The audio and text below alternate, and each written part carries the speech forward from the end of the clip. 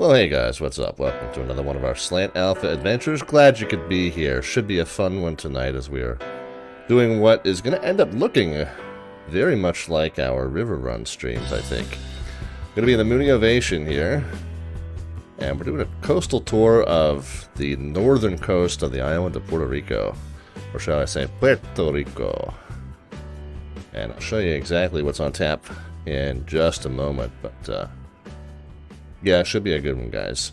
So, we got turned on by one of our stream viewers, and I don't even remember who. If you're here, please remind me who it was. Please feel free to take credit for the suggestion.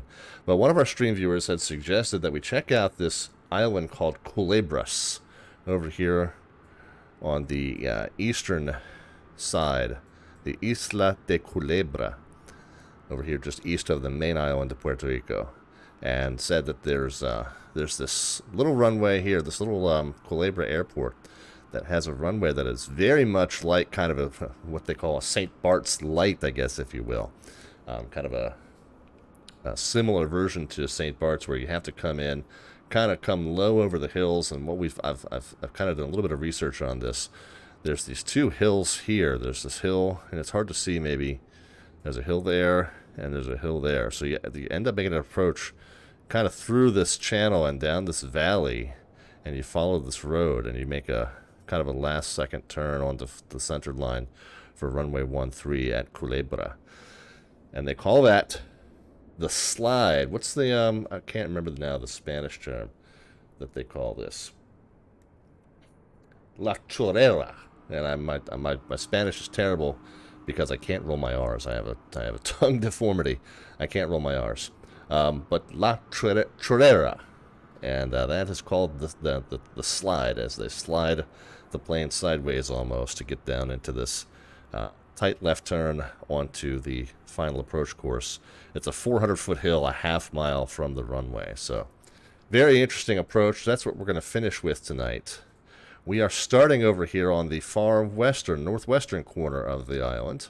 And by the way, we have this World VFR that is kind of a watered-down sectional of anywhere outside the continental U.S. However, since San Juan is, or since Puerto Rico rather, is a U.S. territory, there is a actual full sectional chart that is available, FAA full sectional. If you just switch tabs up here at the top right of the screen, you can get that regular full sectional. It's got as much detail as you get in the lower 48.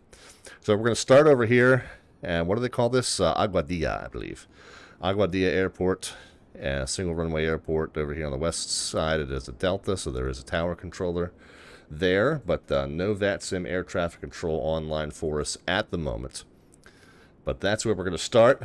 We are going to make our way across the northern coast of the island. We are going to do this VFR, by the way. Oh, by the way, we have some folks to say hello to. BritSim Gamers here. Fizdo is watching. Well, that's scary. It's always scary when the Fizdo is watching, but especially scary when we're doing these VFR trips, because I do very much follow the sim VFR tradition of, we don't need to plan, let's just go. VFR, very few rules here in sim world when we fly VFR. Anyway, so we'll depart east from Aguadilla. We will end up over here at, I forget the name of the town. Is it Arecibo? That this airport, the Antonio Neri Warbe airport. And again, you get to listen to me butcher place names all night. Oh, CT Gaming is going to fly along with us. Very cool, very cool. Good to see you here. But the Arecibo, we will continue eastbound. We're going to hit this little private strip here called Cuylers. I assume that's just Cuylers. It's the only private strip along the way. We will continue east. We've got a little delta that hugs the west side of San Juan's main international airport. So we'll stop there first, and that is called Isla Grande or something like that. Something Grande, not Ariana Grande. Hold on.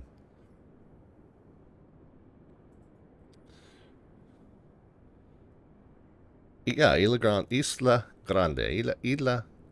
Grande. Again, that's the best I'm going to be able to do for you tonight. So Isla Grande. Then we got San Juan. It's a Starbucks Grande. Is it a Grande or is it a Venti? Grande at Starbucks means small, doesn't it? And then we will stop over here at Ceiba. Then we'll hop across. We're going to do some open water flying here on our single engine piston, so make sure you bring your life jackets later on. We'll end up down here at Isla de Vieques, and then that'll be our final stop before we head up to Culebra. And again, you know, even though we've got it kind of plotted as a straight line, we're going to definitely want to swing in and come in over top of this little lagoon here, and we almost follow this road. From what I've seen, did a little research on this just to kind of prepare myself. It looks like we follow this little road down from the coast in between the two hills and then end up on that center line. So we will kind of swing that one there, land on runway 13 there at Culebra. That's where we're going to end the night. So it should be, if we have if we have success finding all these places, should be 7 landings tonight. That'll give you a good number of entries into our monthly landing rate raffle. And so as we get to each of these, we will get your predictions. Probably once we are established in the pattern for each, we'll get your predictions as to the vertical descent rate, and then award an entry into that raffle, which will be drawn. Is it 1 week from tonight, guys? Yeah, it is, isn't it? 1 week from tonight. We'll get you an entry into that raffle. Will be drawn 1 week from tonight. Don't forget our #1 raffle, which is our our Alphabets Points raffle, and that's the one that you enter with the Twitch Alphabets Points down there at the bottom of the chat panel, where we've got the little alphabet serial icon, and then you've got the... Sorry, just doing a little off-screen stuff. Then you got the little button next to that tells you how many of those points you have available to you. You're welcome to cash those in chunks of 1,000 for 1 entry or 5,000 for 6 entries. Should be a fun evening, says Nam106. Yeah, I hope so. Should be a good one. But anyway, there we go. That's the plan. That's the battle plan for tonight, and we shall see how well it goes. I am running live weather. It looks like it's mostly VMC throughout the region. We do have some clouds in the area, so Aguadilla is reporting a broken layer at 7,000. That doesn't bother me too much. No METAR reporting station there. Over here, Isla Grande is reporting scattered at 6, I think that said. And then San Juan reporting a few clouds at 4,000. So we might have some clouds in the region. I filed 3,000 as my cruise altitude. You can see there's some maximum elevation figures that are higher than that, but you know, those account for terrain that is kind of in the quadrant where we'll be well outside of that terrain there. So with that figure of 3,900 feet is a little deceiving because it accounts for height to get over this little ridge here, and we're not going to be doing that. We're going to be kind of taking a more circuitous course almost along this highway here, really. So we'll be able to stay nice and low. I filed a maximum of 3,000. I don't think we'll even need that much. Not live time, says Fizdo. No, it's not. I've backed it up about 5 hours. So we'll stay in daylight. We should be finishing up right as the sun starts to head down. So that's the way I normally try to time it, so that we finish up near sunset on the stream each evening. All right, let's get going, guys. We got who checked in there? Iowa Scotsman and Rob Valkyrie. There's a dynamic duo if I ever heard one. Welcome, guys. Good to see you. All right, into the plane we go. And there we are. All of our levers have been tested and ready to go already. Thank goodness. No control issues. Knock on wood. And let's go ahead and get rolling. We'll get the battery switch on. We'll get the nav and beacon light switches on. That's there and there. Get the fuel selector on. That's bottom there.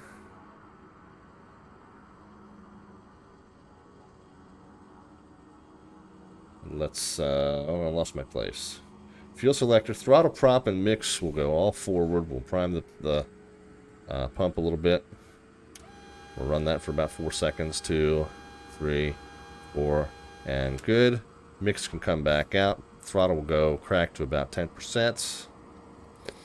We will go ahead and run the magneto switch, right, left, and both. We will clear the prop area and close the door. I'm going to scooch the viewpoint up just a touch there. Okay. Alright, prop area is clear, and we will call it clear just to be sure. We'll engage the starter, we'll enrich the mix. You hear that engine catch. Starter switch can be let go, mix is fully enriched, and the oil pressure came up right away, which is always something you want to check, that you got immediate oil pressure in the engine once the thing is turning. Alright, everything looks good there. Get the alternator and radio master on there and there. The marker beacon sounds can be muted, because we won't need those in nice severe clear, or maybe not severe clear today, but clear enough that we won't need marker beacon sounds beeping at us on short final. And then, as always, we'll just put the message screen up over the GPS. For those of you new to the channel, slant alpha means that you do this all with radio-based navigation only.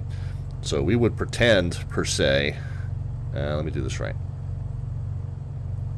We would pretend, per se, that this Garmin unit is not present, and that our COM1 and NAV1 stack is going to look like a carbon copy of this COM2 NAV2 stack. So as expertly as I've photoshopped, there we go, is what it would look like. It's so immersive, right? So this would be COM1 NAV1, this is COM2 NAV2, and you would not have that Garmin unit sitting there at all. But because we do, we just put the message screen up so that we don't have that added information. We're going to do all this navigation, visually speaking, tonight, and then if we do have any questions about our whereabouts, we will use some radio nav techniques as a fallback. So we can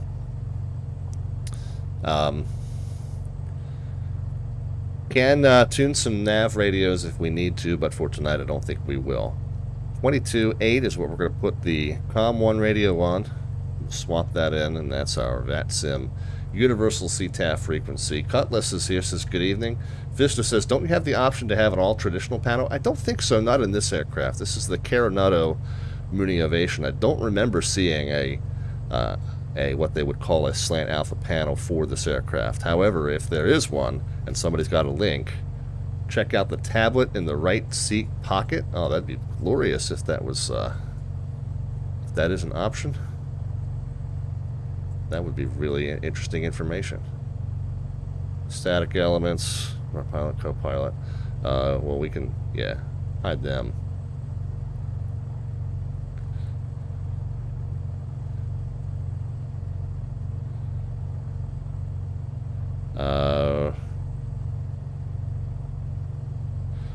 So I guess it gives you the option of the GTN 750, and it's listed as off, although it's present, but I think that's an add-on.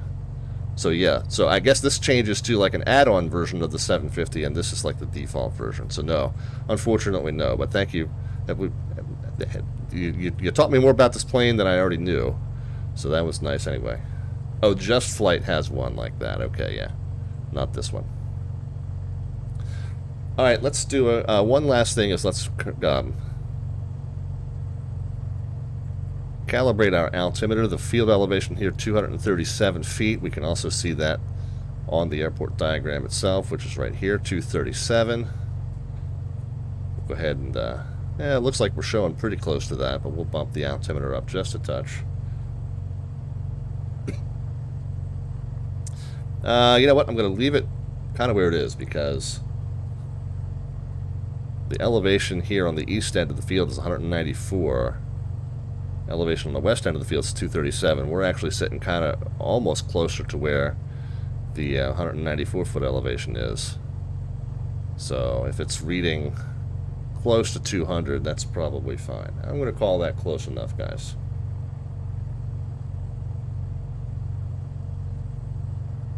Cutlass says, maybe join you later, have to go cook dinner. Yeah, all right, cool. Family first, as always, but good to see you. Hopefully you'll be able to pop back in. All right, guys, let's get rolling, shall we? I guess the one thing we'd want to do in addition to, well, you know what? Here we go.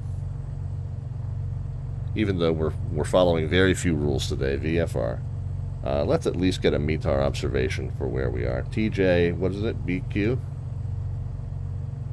Wind is calm. Okay, so that doesn't really help me as far as runway selection, but I figured we'll take the one with the easiest taxi. Now it looks like Now, first of all, on the Microsoft Flight Sim 2020 rendition of this airport, this whole ramp area down here was in existence, which apparently is no longer. We are parked somewhere right around in here, I think, and I guess it's saying that this taxiway is not open anymore, and this taxiway is not open anymore, so instead of having to like backtrack out to 26 and then take off that way, I think we'll disregard that, we'll taxi to the west, and we'll take off eastbound. That'll be my plan. And then it's similar to the river run. Let's kind of do this leg by leg here, and let's get an advanced check on. So that means we're departing on a runway 8. Is that right? Yeah. All right. So before I do anything else, let's spin the arrow and heading bug around to, yeah, about a 080, just as a visual check. And we'll do the arrow for 080, and then we'll do the heading bug to whatever course we need to fly. No, I mean, we're just going to follow the coast, so I won't worry about that. So we'll follow the coast, and the first stop that we're going to make here at Arecibo is also an 8 and 26. Well, that makes life easy for us. So we'll plan on landing runway 8 also. Now, coming from the east, it's almost like it would make more sense to make a left downwind. So if we're coming from the east, we come off the coast, it almost makes more sense to do a left downwind at runway 26. So maybe we'll do that. And coming in over the town and follow this little river to the south, that should put us on a nice easy crosswind. So that'll be the plan. The little inlet after the town, the little mouth of that little stream after the town, we'll follow that south, and then that'll put us on our left crosswind for runway 26. So we'll take off 8, we'll land 26 over here at Arecibo. Alright, everybody with the plan, everybody good? Ready, break.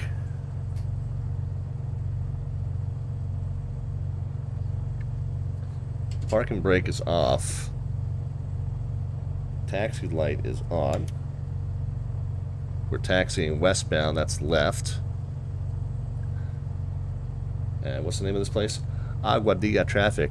Mooney 514 Delta Victor's taxiing out to runway 8 for VFR straight out departure, Aguadilla. Alright, what else did I want to do? Oh, so I'll set the altitude reminder to 3,000 because we filed 3,000 in our flight plan. But again, we're VFR though outside of Bravo and Charlie, so the altitude's kind of our discretion anyway.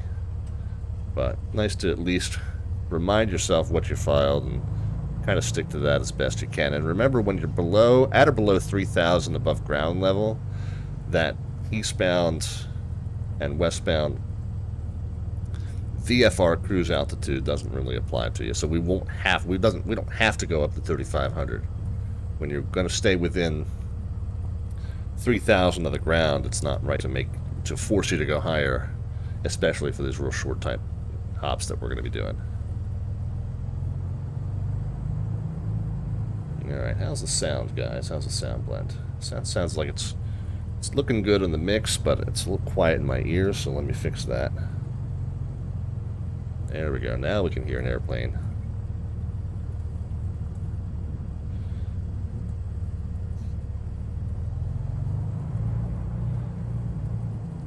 Oh, you know what I didn't do?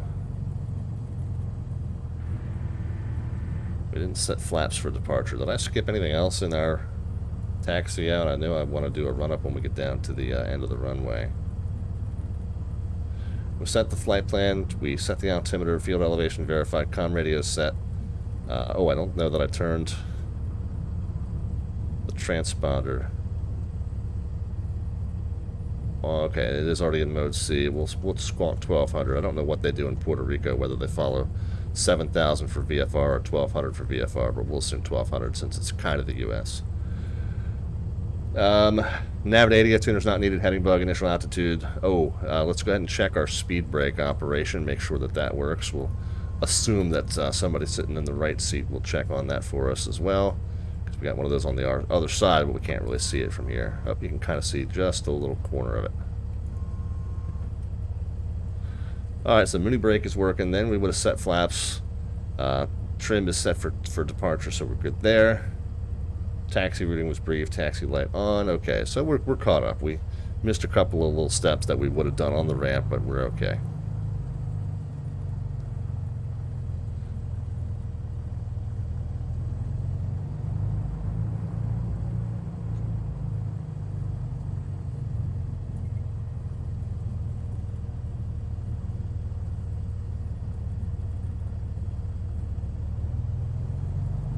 Alright, we will do a quick run-up when we get to the end.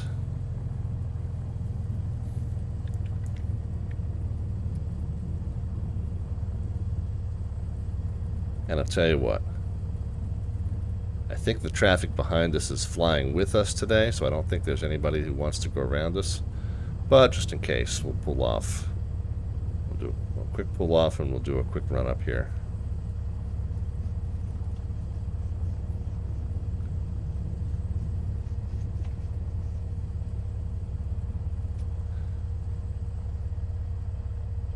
Alright, we will set 2,000 on the RPMs.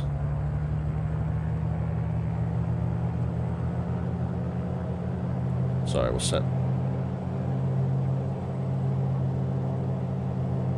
2,200 on the RPMs.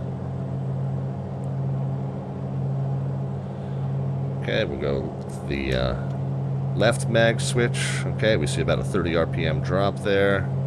Go back to both. We should watch it recover. Okay, we'll set to the right mag only. Should see again about a 30 RPM drop. That's good if it's less than 75 RPMs. That's good. We'll set it back to both. We'll watch it recover. And then we'll exercise the prop governor 3 times. Make sure that it fully recovers as well.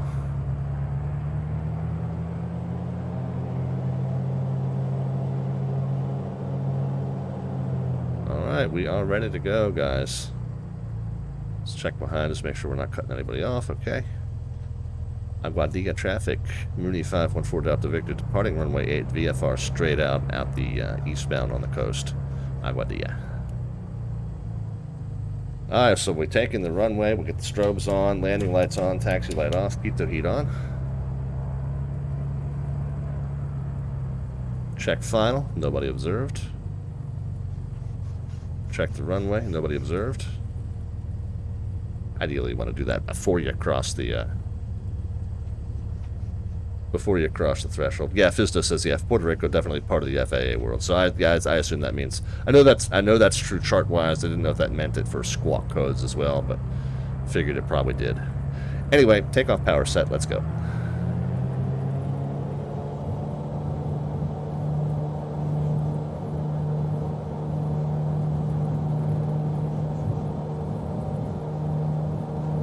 There's 60 knots. We'll get to 80. We'll rotate her off nice and gentle. And then pitch to maintain 85. Gear can come up with a positive climb.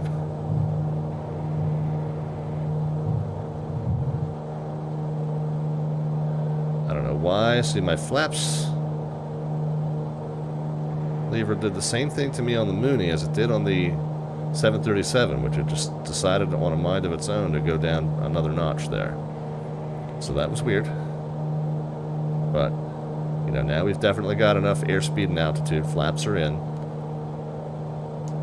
Aguadilla traffic. Mooney 514 Delta Victor clear. Runway 8 straight out to the east, leaving the area Aguadilla. We'll pull the throttles down to 24. Get the RPMs down to 24. Whoops, 24 I said.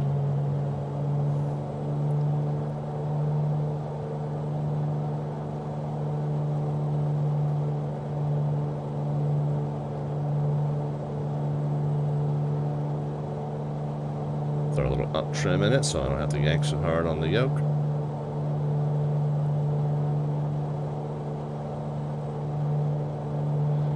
And notice we've kind of let the speed drift up from our best angle speed of 85 to our best rate speed of 105.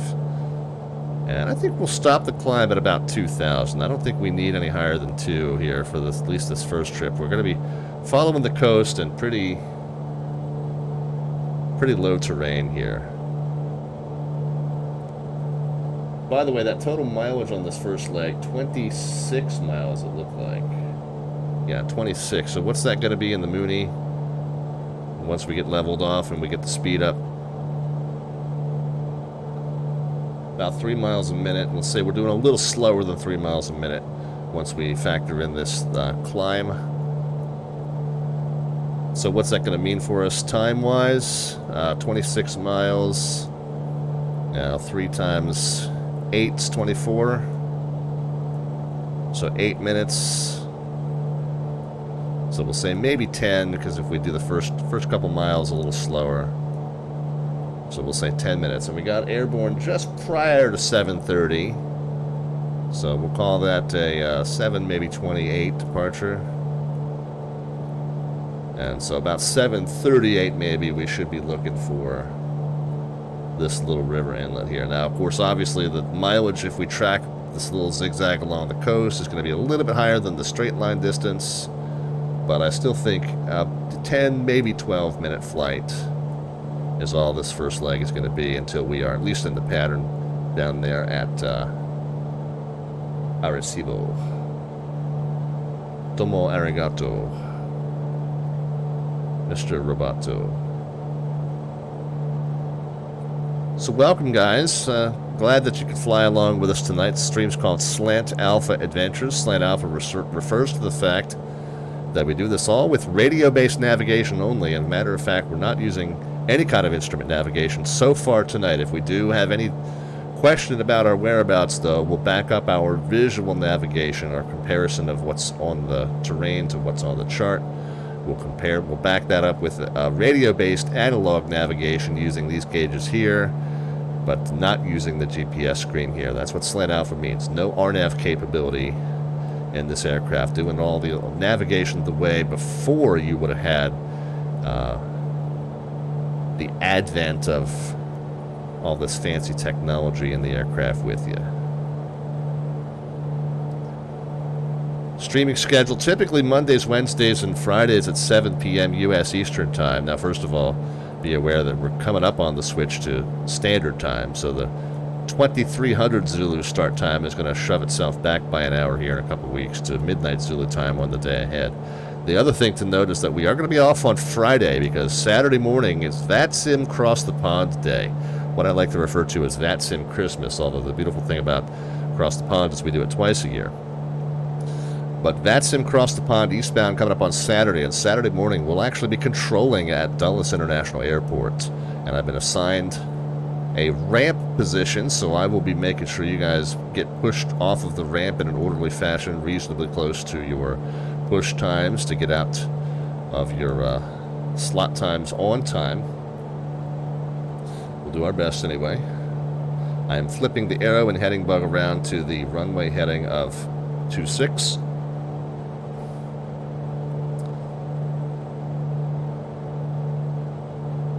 We're going to push them off the ramp. That's murdering them. Now that's making them walk the plank. That's more apropos today down in the Caribbean. Oh, by the way, I guess when we leveled off, we really should have pulled the power back to 22 and 22, not left it up there at the climb power at 24 and 24. So we are cooking through the air here a little bit quicker than we need to be, being a little less fuel efficient too. I'm going to lean the mix out so that it's 50 degrees rich of wherever it happens to peak. There's 1415, so we'll enrich it till about 1385. So that'll make us a little bit more fuel efficient now that I've done that. Also means that we're dropping out of the sky. Since I pulled the power back, that's going to have the same effect as trimming us down a little bit. Okay, so here's a little inlet here and a little town, and we'll see if we've got a stream coming off of it heading southbound. We'll look and see if we can see the sugar refinery, and then up ahead on the right, and then on the left as we turn down that stream would be our arrival runway, we think. Or is this... I gotta be careful. That little bump there, or is that next little bump there what we want? That next little bump looks like it might be this, the Puerto del Tortuguero. I would guess that this is our little town of Arecibo. And there is a little stream that comes off and heads south, so I think this is where we want to turn. And is that a sugar refinery? I have no idea what a sugar refinery looks like, but it looks like it could be one. And we've already dropped about 300 feet, so I'm going to be careful about that here. Of course, if we turned early, is there also a stream that comes off? Yeah, if we turned early, there's also a stream that comes off to the south, so we'll need to be careful here, guys. Make sure we have our alternate theory in mind. If we turn south and follow this little stream and we don't see our airport up ahead to the left, we'll know that we maybe didn't go quite far enough. It's 7:38, 7:36. So it's definitely possible that I've turned early. As a matter of fact, I think there's a very good chance I turned early. Very good chance I turned early. So let's... Unless that's the airport right there. No, we're looking for a paved airport, so... Although that did look suspiciously airstrippy, did it not, guys? But if I look at the shape of this road as it goes north, kind of northeast, and then levels, and then back to the southeast, I do think we are looking at this town of Camuy, and I think the road that I just showed you was this here, maybe. So I do think I turned a touch early. Hey, where's your nav log? Says Fizdo is watching. Yeah, that was exactly what I was alluding to at the beginning of the stream. I definitely do this in poor sim habit fashion. Alright, so there's a road that comes down to the east of town, the west of town rather, almost like a bypass here. And I think that's definitely what we're seeing.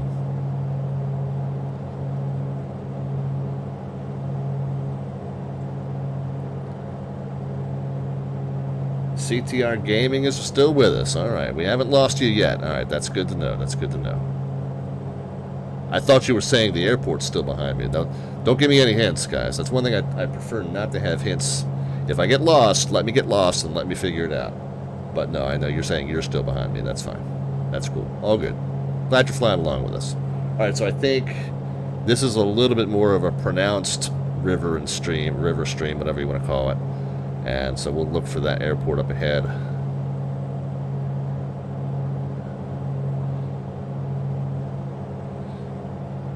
Yeah. See, there's this little hook-shaped pier on that, and I can see it's right here on the chart that way. We're definitely in the right spot now, so that's good. So we'll turn prior to the pier, and we'll head south down the little stream, and then the airport should be out to our left, and the field elevation there 21 feet. So once we kind of see that we're establishing ourselves in the pattern for it, I'm guessing it's like somewhere in this little industrial park area here. But once we see that we're establishing ourselves in the pattern, then we'll drop down to pattern altitude, which means we'll drop 1,000 feet here, and then we'll start getting some predictions. So Nam was asking about our cruise speed. Yeah, we're turning about 150-ish indicated.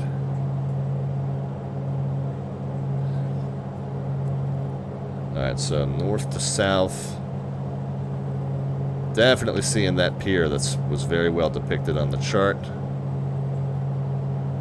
And is this it here, guys, then? Oh, no. Okay, here it is. Yeah, there's our runway right there.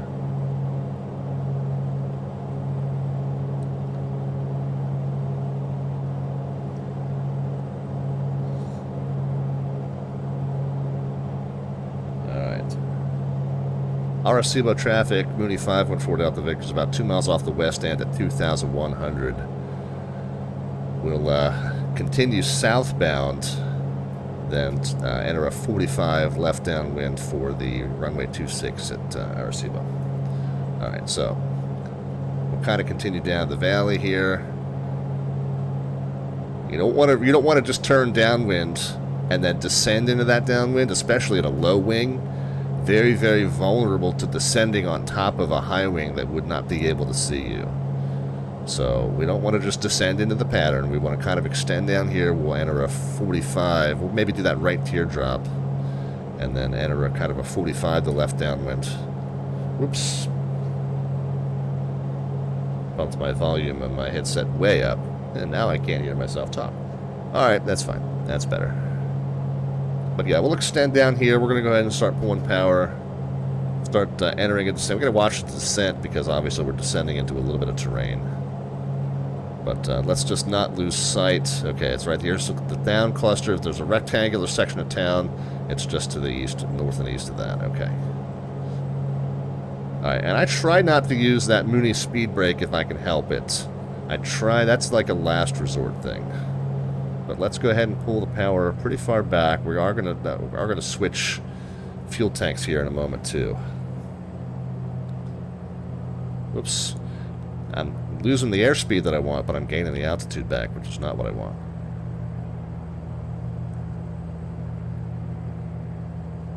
So we're now southwest of the field. Arecibo traffic, Mooney 514 Delta Victor's about 3 miles southwest of the field, 1,800 descending. We'll enter a 45 to left downwind for runway 26 at Arecibo.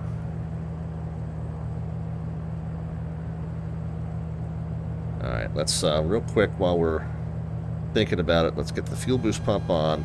Engine gauges look good. Switch from left to right. Engine gauges still look good. Fuel boost pump off. Okay.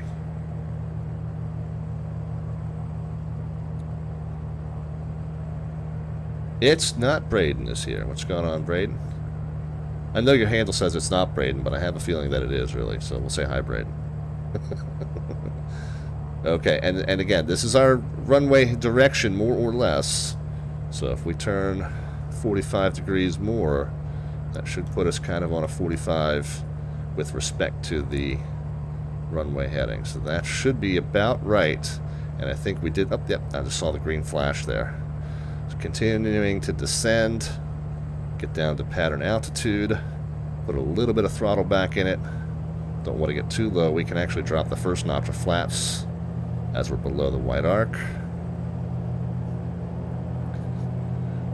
Arecibo traffic, Mooney 514 Delta Victor is 1,400, about 2 miles southwest, entering the 45 to left downwind runway 26, Arecibo.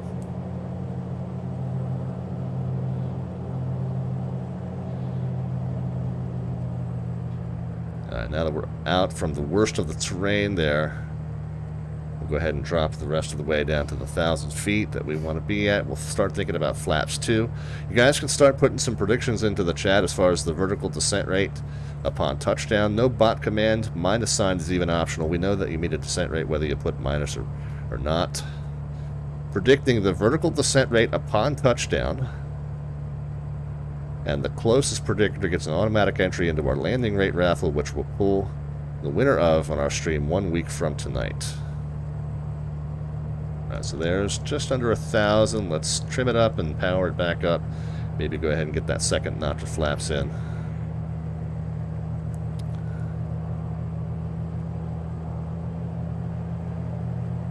Yeah, if it's an obvious typo, Braden, it's okay. We always say we take the first entry, but if it's an obvious typo, well, that's not even the same numbers. Okay, we'll take the second one though. That's fine.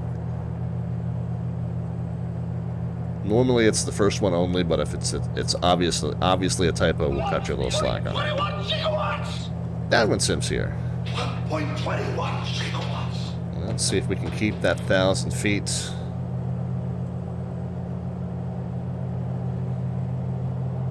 Speed's a little low. We don't really want to be down to 80 until final, so try and get a little bit of airspeed and altitude back. Arecibo traffic, Mooney 514 Delta Victor's left downwind midfield now, runway 26, Arecibo.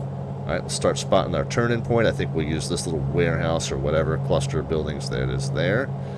That'll be our base final.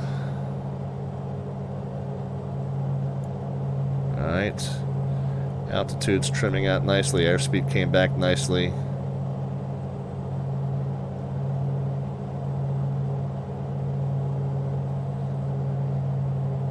Are we past the end of the runway? Yeah, we are. Okay, so here we go. Gear can come out. Last notch of flaps coming in. Arecibo traffic, Mooney 514 Delta Victor's left downwind to left base, and we'll be turning final also for 26 Arecibo. Alright, gears down in green. Landing flaps set and checked. Last call for our predictions, guys. Aiming for about 85 down final, 80 over the numbers. Looking good on that. Doesn't look like I've got pappy lights, but I'm happy with the sight picture here as far as the glide slope goes.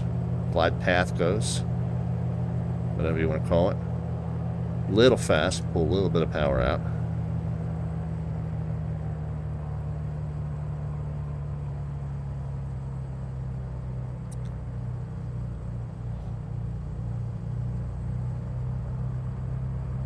Clear these trees. We're going to land a little bit long just to clear these trees here on the right.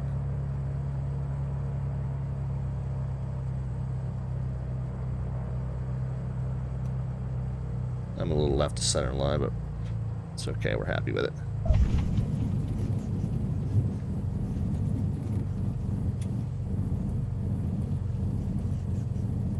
And the speed came down nicely. Didn't overflare it.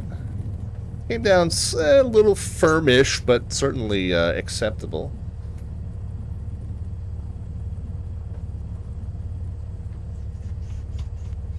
Point is, we didn't overflare it in balloon, so we didn't start going back up. So I was happy with that. We'll go ahead and stow the flaps. I don't think I got the taxi light on.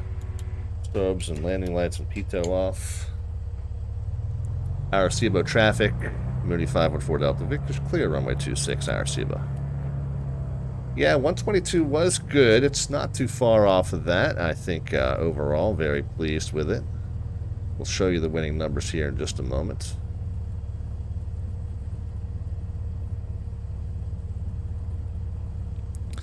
Watch out for that tree. Watch out for that tree. We're along, downwind sim asks, where are we? We're along the northern coast of the island of Puerto Rico. Arecibo is the name of the town. The airport is called Antonio Neri Warbe Pol Airport, which is it's the only one and only time you're going to hear me attempt to pronounce the entire name of that airport. It's Tango Juliet Alpha Bravo, if you want to play the home game. Gracias, that's the downwind sim, yeah. Spicy bow. Alright, parking brake is on. Taxi light can come off. I think the pitot heat, everything else, yeah, everything else is done. And we can show you our descent rate upon touchdown. I think we do have a friend flying along with us. And what do? We came in... yeah, so we're facing north, and our friend, if they followed us to the same runway, should be landing right to left here. So we'll kind of peek out that window as I go over the winning descent rate number, which was, in this case, it's going to be the person who guessed the closest to 12 squared. 144. So, how'd we do? Who had it?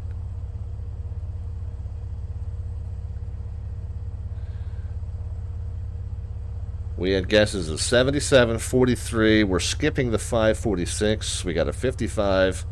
Who was that with the 159? Is that Brits? I'm sorry, 139. Britsim Gamer had the 1 139, and that's going to be 5 away.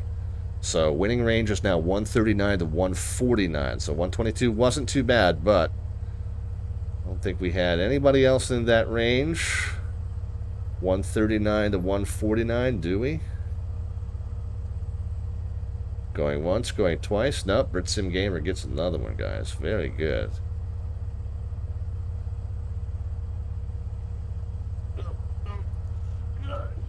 Oh, no, it's avoided. I can't reach the marker. Okay. No, we got it. We're good. VATSIM Gamer. Brits. Sim. Gamer at, what was the location? TJ. I actually ought to write the entire... The name of this airport is, like, outrageously long. I think I should write the entire name of the airport on the raffle ticket. No, I think we'll stick with TJAB, Tango Juliet Alpha Bravo, and this is 10. What is it? 10:19 today? Yeah.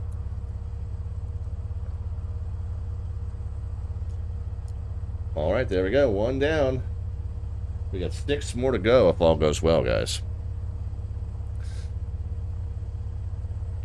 Let's check out our next destination. As we continue eastbound, our next one is called Cuylers, and you'll see that the point where it shows the field is right here near this highway.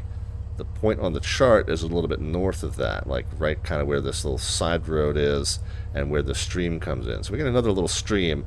We have, in this case, an NDB beacon, non-directional beacon, that we can use. We can tune that in if we need maybe some additional guidance. I'll tell you what, I'm going to go ahead and do that. 391. Why wouldn't we, right? We've got the information. Oh, there's our buddy. 391. And where is that? Is that, oh, that's here, okay. 3, 1, and then I think we click it and we can turn the, yeah, 10 digit, there we are. We'll swap the frequency to 391. Do we have, where's the, okay, so it's this here. That's still parked in the 3 o'clock position, meaning that it's not receiving anything on that yet. But the fact that we're a fair way away from it and we're on the ground, that's not too unexpected. Total distance for this next leg is, what does that say? 15 miles, so not more than about, or does that say 18?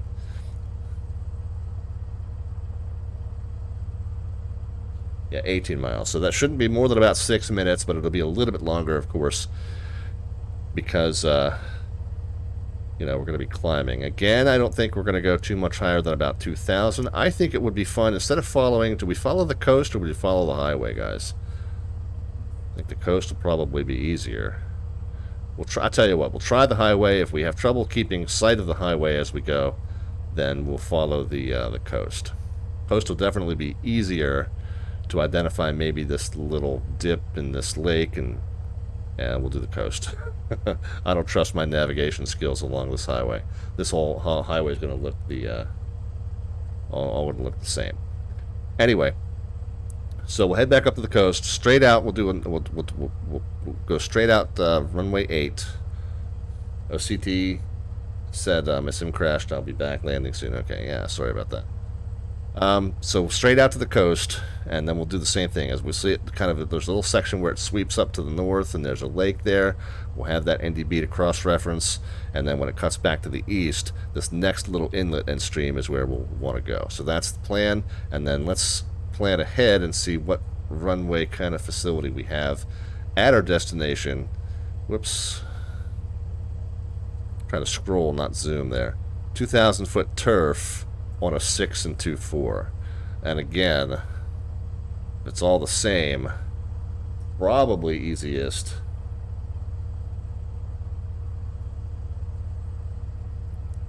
Where'd my snip go? There we are. Hold on. Probably easiest if we find this little inlet and stream. Probably easiest if we cut down to the south and could do kind of the same thing. Cut out to the east, and then a left base, and then a left hand turn to final to runway 24, which would be a little bit more like that, I guess. So that'll be the plan, but we'll take it as it comes. It's going to depend on whether we spot that airport as well. And what's the field elevation there is 15 feet, so we're pretty much more or less sea level. We got Ron, 6591. Mr. Ron, welcome.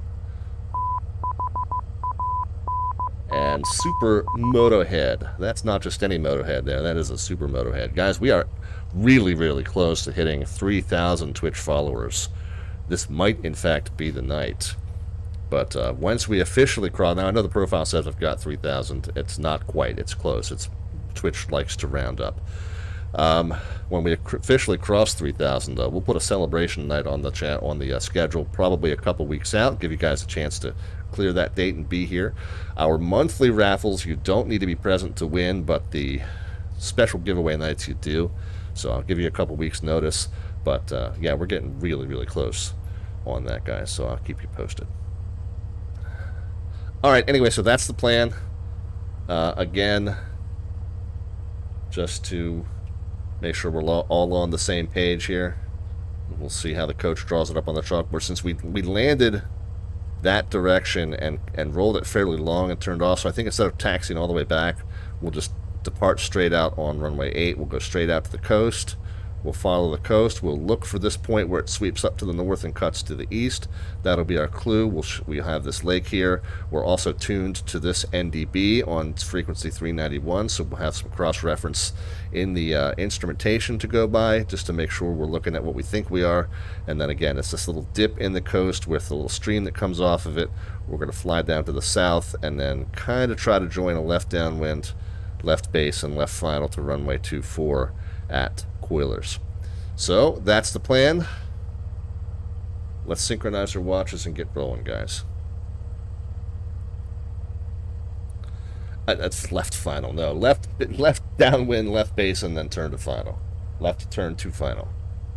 You know, I say these sentences, I leave out a few words in the interest of expediency. I figure you guys are filling in the gaps because you're with me. You're that sharp. Or maybe it's just like you like to give me crap. Possibly. Alright, parking brakes off, taxi light on. Flaps set for departure. Trim is top of the range there. That's right there alongside the down base wind. That is correct. They're good fixings. Alright, where are we? Aguadilla traffic. Mooney 514 Delta Victor taxiing out to runway 8 for VFR straight out departure Aguadilla. And we're taxiing, so normally I'd say we're taxiing to the arrow side, which means we're doing something wrong. But what we did wrong is we just didn't flip the arrow around to reflect that we're departing on runway 8. So it's only a minor boo-boo there. Again, we did the run-up prior to our first departure, so we'll forego it this time.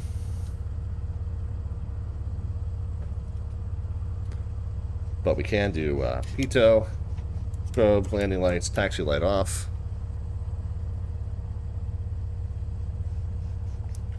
Oh, yeah, but that's not the end of the runway, apparently. Apparently we've got more runway down there to the left. That's okay.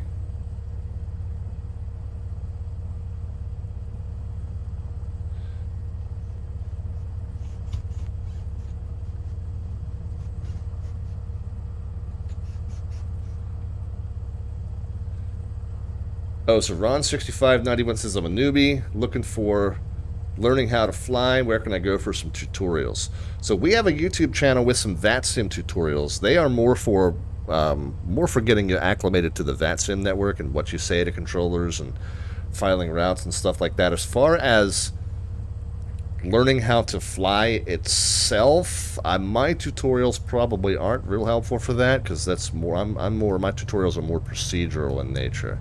But as far as the basics of flight, there are a lot of good resources on YouTube.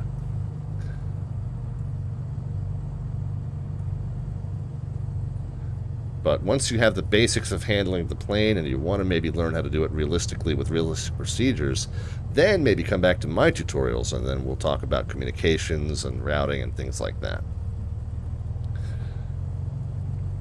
But Ron, actually, yeah, this is a pretty newbie-friendly channel most of the time, so certainly, as much as you're good, and honestly, Ron, the other thing is, I'm not sure which simulator you have, but most of the common simulators now And I believe when I say that, I mean P3D, X-Plane, and Microsoft Flight Sim all have some pretty good built-in interactive tutorials for some of the basic flight lessons. So the sim itself might be your best resource.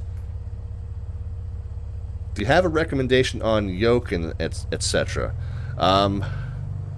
So it depends on how committed you are to the hobby run. You can spend under $100, or you can spend hundreds and hundreds of dollars depending on the quality you're looking for. I say for a starter, CH Products LE yoke is what I used for a long time, and it's a simple plastic design, so it's not too expensive, and it comes with a single throttle, single prop lever, single mix lever, and a bunch of switches and buttons on it too. So it gives you good functionality right there at your fingertips, but it is kind of a beginner design, and that way you can kind of get started without spending a whole ton of money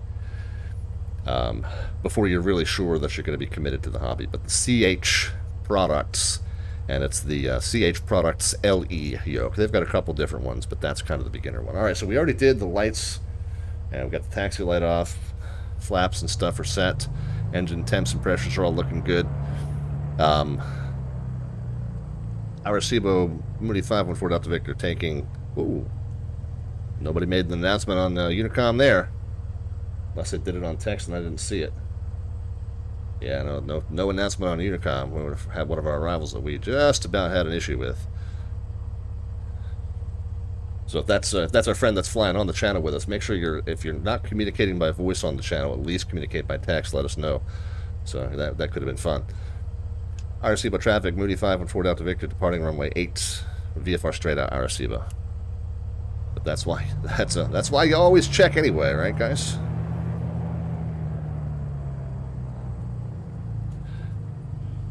Yeah, that's definitely part of the VATSIM code of conduct, that you should be broadcasting your location and intentions if there's other traffic around on that 122.8. Alright guys, so I think we're set. Flaps are set. Temps and pressures all looking good. We'll go ahead and set our takeoff power.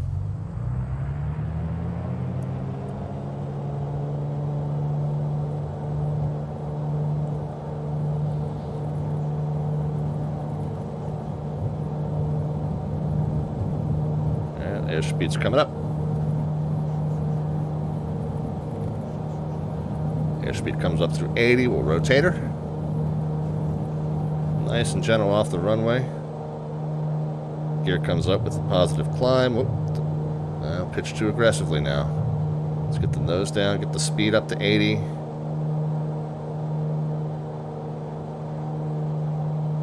And then once we're sure we got airspeed and altitude, we'll get the flaps in. Start accelerating from 85 to 105.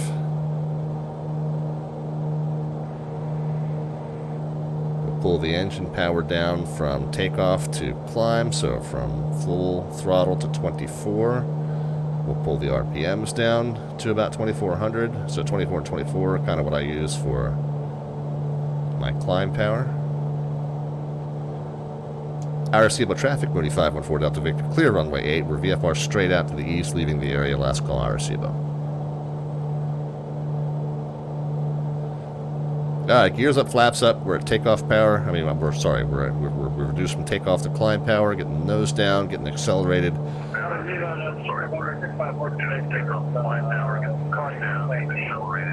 that's a lot of background noise, which sounds a lot like me.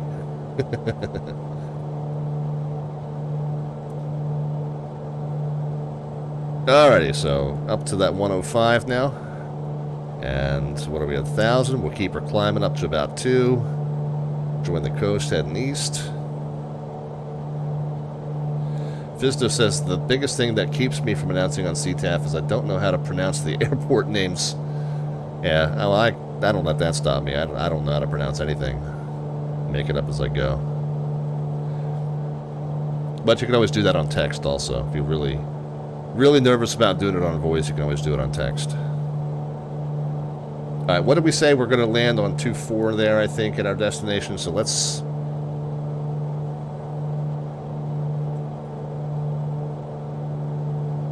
spin the bug around.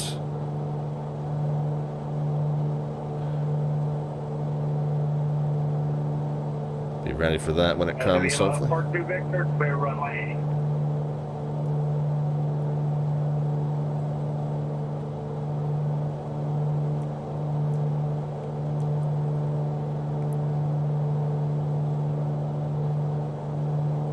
80. Alright, so 2000, we're kind of leveling out. We're going to drop from climb power to cruise power, so we'll pull the manifold from 24 back to 22. We'll pull the RPMs back from 24 to 22. We're continuing to put in some down trim. While the speed comes up, the lift is going to want to come up, so the faster you go, the more you're going to have to trim the nose down to find that point where it stabilizes. So 22 and 22, and then we'll lean the mix out until the temperature peaks. At whatever temperature that happens, doesn't really matter what the number is per se. But okay, so 1430. So we'll enrich, we'll push the lever back forward now until it drops from 1430 to about 1380 or thereabouts. Okay. So 22 and 22, 50 degrees rich of the point where it peaks. And trying to trim to stabilize for about 2,000 feet. And we can definitely see, here's this point we were talking about. The coastline scoops up to the north and then cuts back, and there's this nice lake just to the right of that. So I don't think we need that NDB, but we can also see the NDB is pointing straight ahead. That's not north, by the way. This is a manually rotating card, but it's it's straight ahead from where we are. If you're flying an NDB approach, you might set that manual card to a certain heading or bearing based on the procedure that you're about to do. But for our purposes, we're just basically just ignoring the numbers and just using the arrow to point us in the right direction. And for us today, that's just a corroboration that we are headed straight to this eastern corner of this lake, which we can kind of see. So, yeah, all things are lining up the way we expect them for the moment.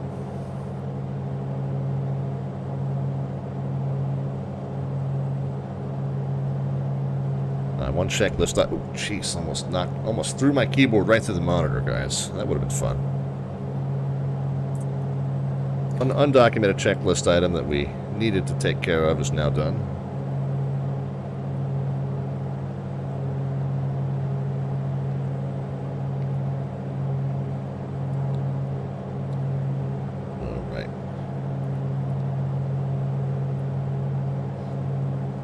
Okay, so now what was the plan again?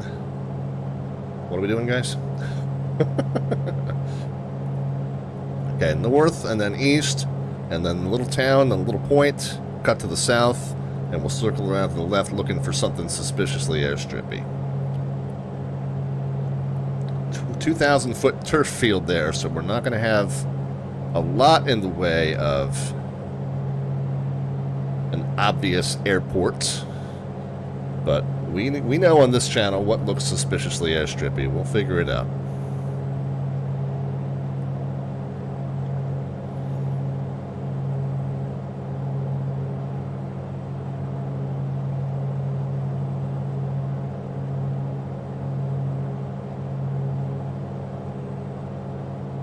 Excuse me. Okay, as we pass by the eastern edge of that lake, you can see that the NDB arrow is starting to swing past. Again, the numbers, the headings, kind of bear no relation. But just physically speaking, that NDB is off to our right and we are passing it by. It's somewhere right along in here. We might even, in the scenery, might even be able to see the tower that represents where it's transmitting from. Maybe not. But somewhere like right around in this field.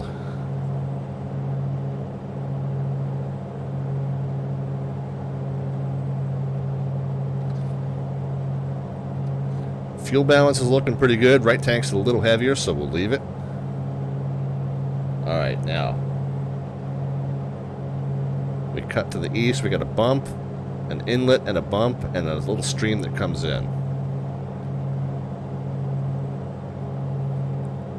After we're past that lake, yes?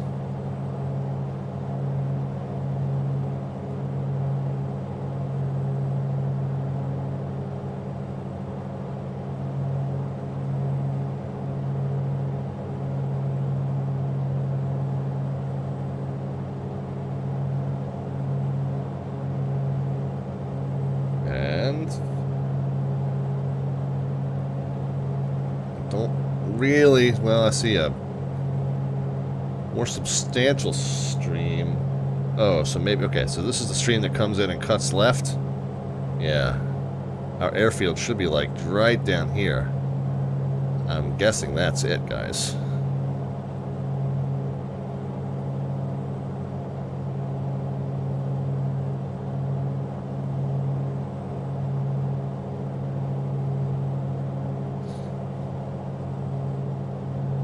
Is it just...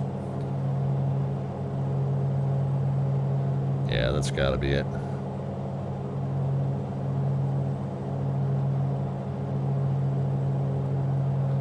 I'm at like 2,500, so I'm not in a position just to bang it straight onto a downwind from here.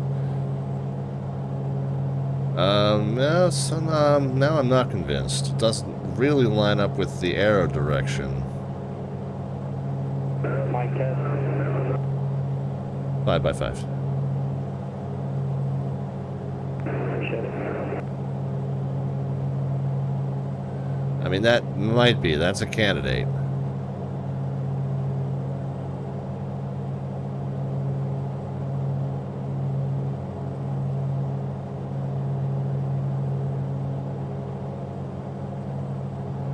Really, if we turn to where we are now, that should be the parallel heading. What else do we have out the left? That might be it.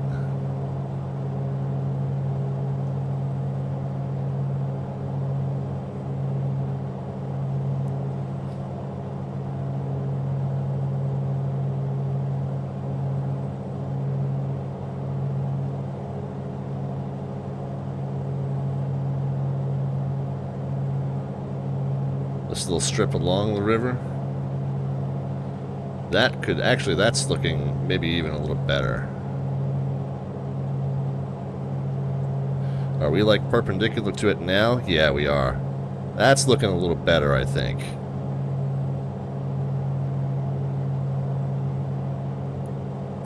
Definitely in the right spot, because we saw this and we were like, oh, that's definitely it. That's near where we were looking. But this is more aligned with the direction that it should be based on what's in the facility directory. Of course, that directory information is not always up to date either. I'm going to go with that, though. That's where we're going to land, right alongside of that stream, too.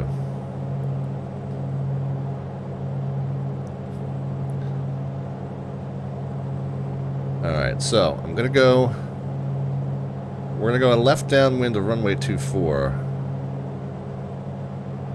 But we're going to overfly. Okay, here we go. Cuylers traffic, Mooney 514 Delta Victor is about a mile south and east. We're going to cross over to the northwest, 2,500. And disregard.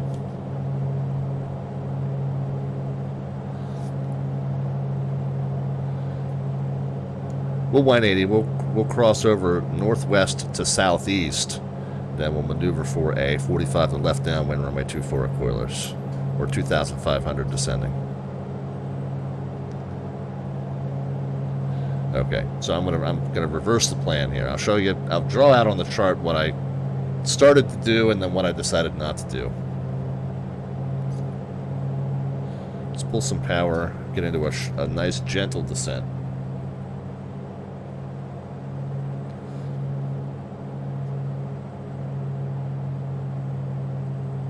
So what I started to do, we were crossing here, and I was like coming up that way, and then I was going to just join I was going to just do the whole circuit around again, and then that.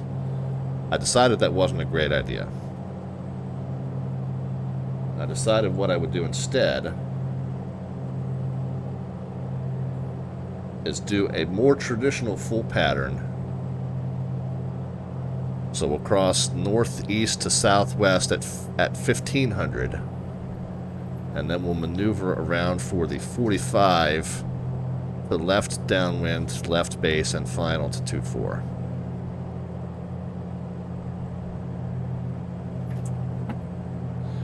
So that's what we'll do. So we'll stabilize the descent here at 15. Gotta find it again. Okay, so it's somewhere right in here. There's the field that we thought it was, and we know it's like somewhere right in there.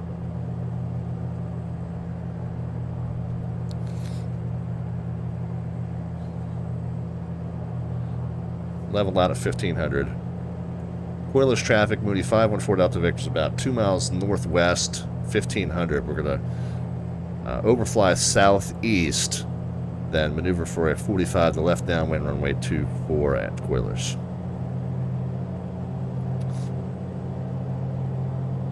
And I'm kind of just aiming for that brown spot there. I think that's the right thing.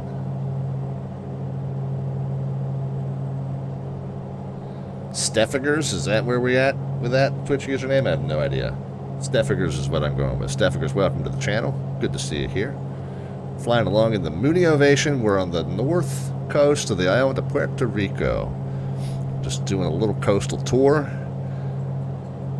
And we're going to finish the night at Culebras, the infamous slide approach into Culebras, Isla de Culebra. So that's where we'll finish up. Pick a 5-string is here. Yeah, we're down in Puerto Rico. So we're a little bit high, a little bit fast, so I'm pulling some power out. We can start kind of working the mix and prop forward as well.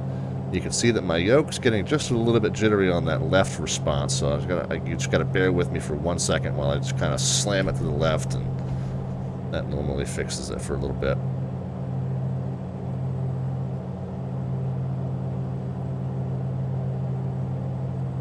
Alright, so we should be overflying it now. I think that's it right below us.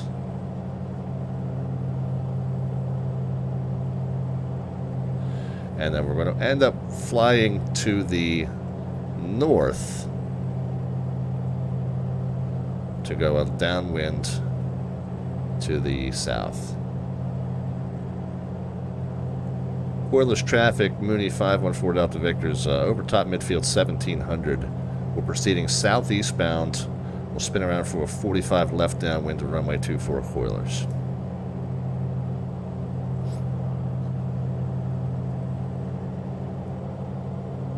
Alright, I'm going to let some pressure off the yoke here. We do want to let it drop a little bit. I don't want to go too much further than, say, the corner of the town there.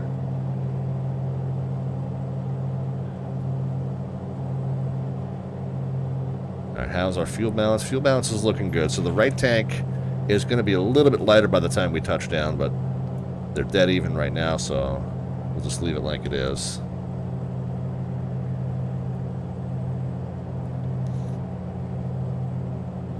I'm actually picking up a little altitude. Let's get back down to 1500.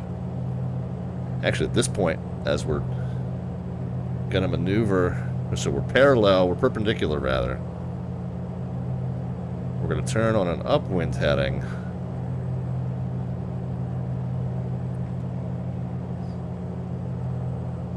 And again, my tendency is to bring the nose up in the turn. I really need to let it drop because we need to be dropping to pattern altitude here.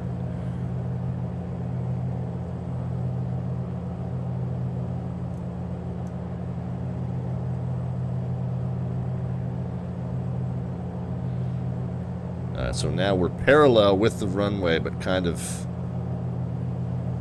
heading away from it. And again, it's back here somewhere.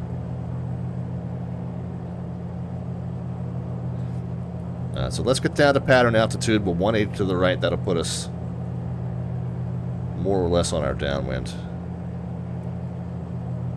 Where are we ending for the night? Culebras. The slide into Culebras. Tango, Juliet, Charlie Papa.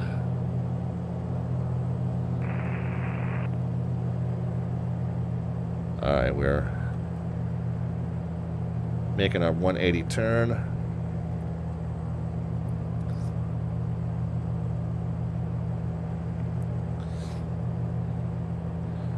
Cuylers traffic, Mooney 514 Delta Victor is about 2 miles south, 1,400 descending for pattern altitude. Going to join a left downwind 24 at Cuylers.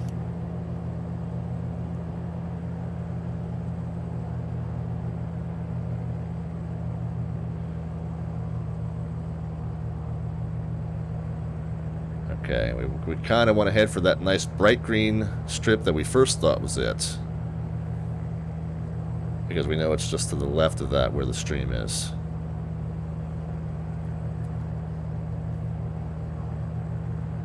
Okay, coming up on pattern altitude, let's add a touch of power back in, level it out.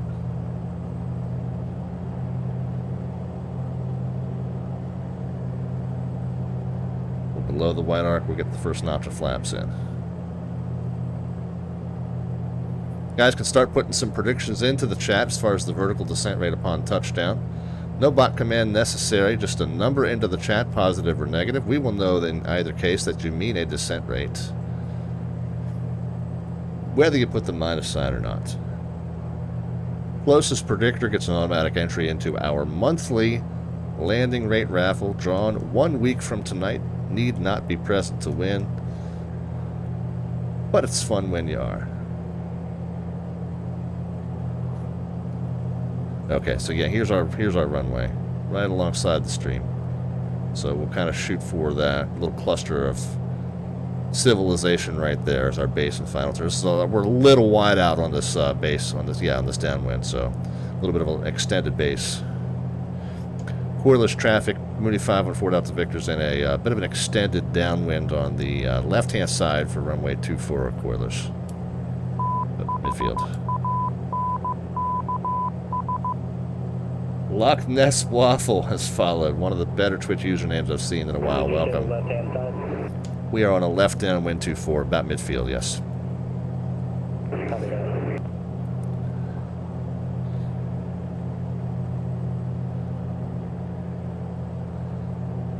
Okay, coming up on the town. We'll go ahead and turn base. And we'll go ahead and get the gear down. Cuylers traffic, Mooney 514 Delta Victor's now left downwind to left base, runway 24 Cuylers. Alright, last call for the landing rate predictions will be when we turn final, which is coming up here, so go ahead and get those in now, guys.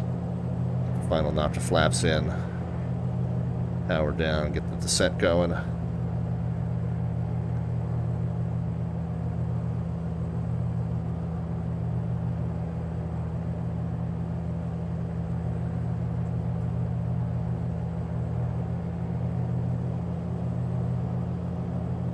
little fast.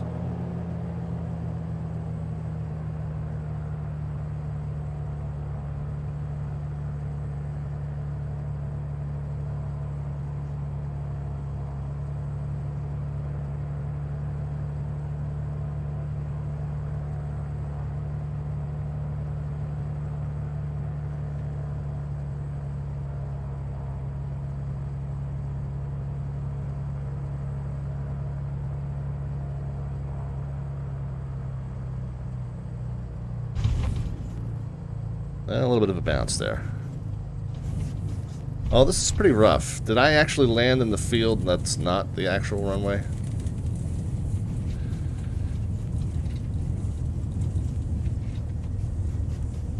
Did I land in a field on the opposite side? We'll have to check.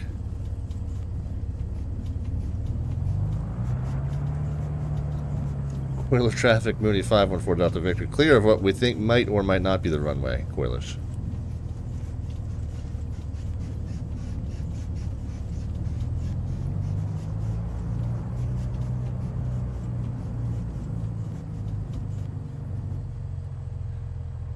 Alright, flaps are stowed, parking brake on.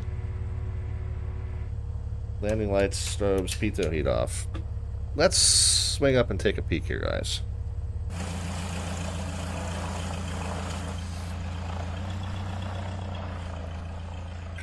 It looks runway-ish. It looks suspiciously airstrippy. Was it this one on this side? Yeah, that looks very rough. Yeah, that's probably it, I guess.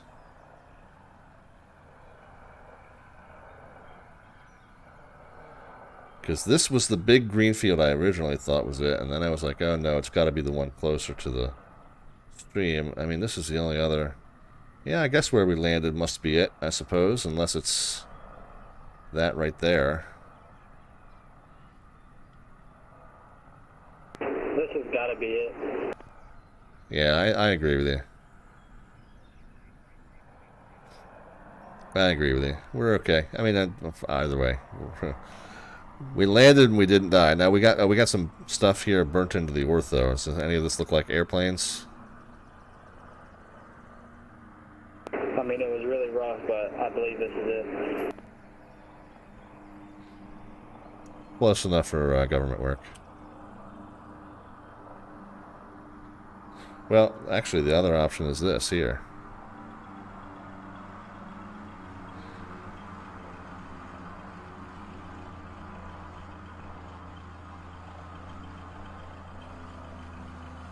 Yeah, it doesn't look like that's any less rough. Yeah, we'll take it. I guess, whatever. I'm good with it if you are. That's probably it, I guess. Let's pick a 5-string. Yeah, you know, that's about typical for this stream. The test is if you can get it out, says Gumbo, yeah. Let's check out our landing rate predictions and see how we did. I did, 3 bounces it registered. Yeah, well, the terrain was a little rough. The initial touchdown slightly on the firm side because I wanted to make sure that we had enough space to stop. But 160, not egregiously firm, so I'm, you know, for a short field, that's not too bad. 160 was the winning number. How'd we do? 122. We got a 169 from FISDA, 105, 139. 155, that's 5 away, so that's going to be a little closer than FISDA's guess. 99, 275, 78. Candy Monster checking in.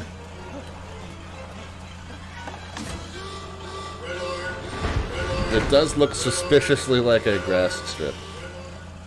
Yeah, I'm retired USAF. Yeah, we'll do our best with our short field, soft field technique. Although I don't really have much of.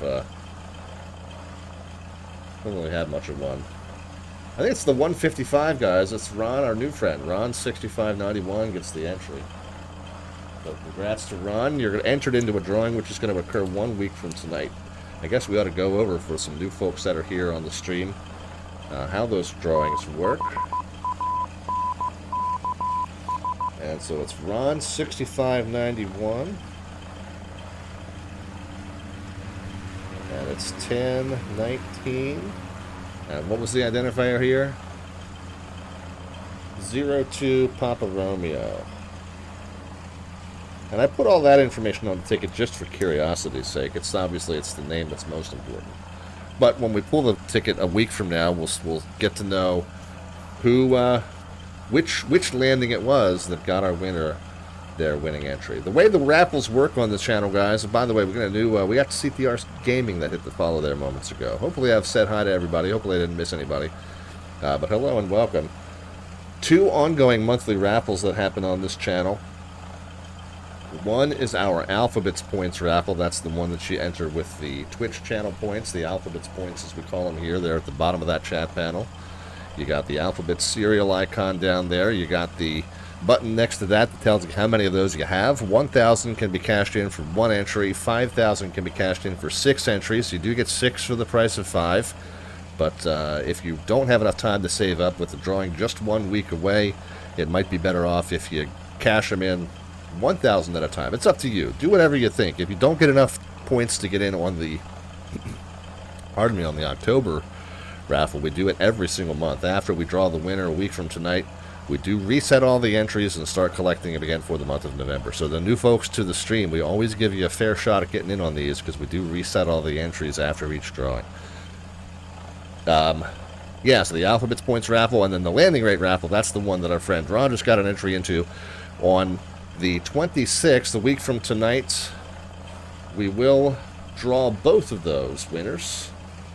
And each of the 2 winners gets their choice of any one item off of the Slant Alpha prize vault list. So if you want some Slant Alpha merch, I will mail to you at my cost a t-shirt, ball cap, mouse pad, coffee mug, or tote bag. You can let me know which of those you like. If you would rather not have my junk sent to you, then you can opt instead for an Amazon.com or an xplane.org store or a sinmarket.com gift card, which we'll send to you electronically. So each of the 2 winners on Wednesday the 26th gets their choice of any one item off of that list, and that's how we do when we reset all the entries and start them all over again for the following month. Matter of fact, the November drawing will be on the very last day of November, November 30th, but October we're doing it on Wednesday the 26th. All right, that should catch you up. I do think I need to take a quick break out of the cockpit before we head on to our next destination. Oh, Cutlass says it's a dirt runway northeast from you, tucked in between 2 rows of trees. Okay, northeast of us. So back kind of, well, let's take a look.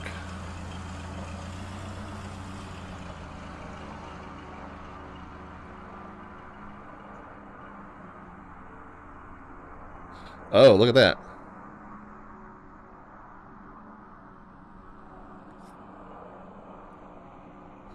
Now, the interesting thing about that, and of course, you could always have to take what's in that facility directory with a grain of salt. Yeah, I was closer than I would have thought then. Anyway, you do have to take what's in the facility directory with a grain of salt. Kind of looks like a golf course, yeah. But it did say, for this Cuylers airport, it did say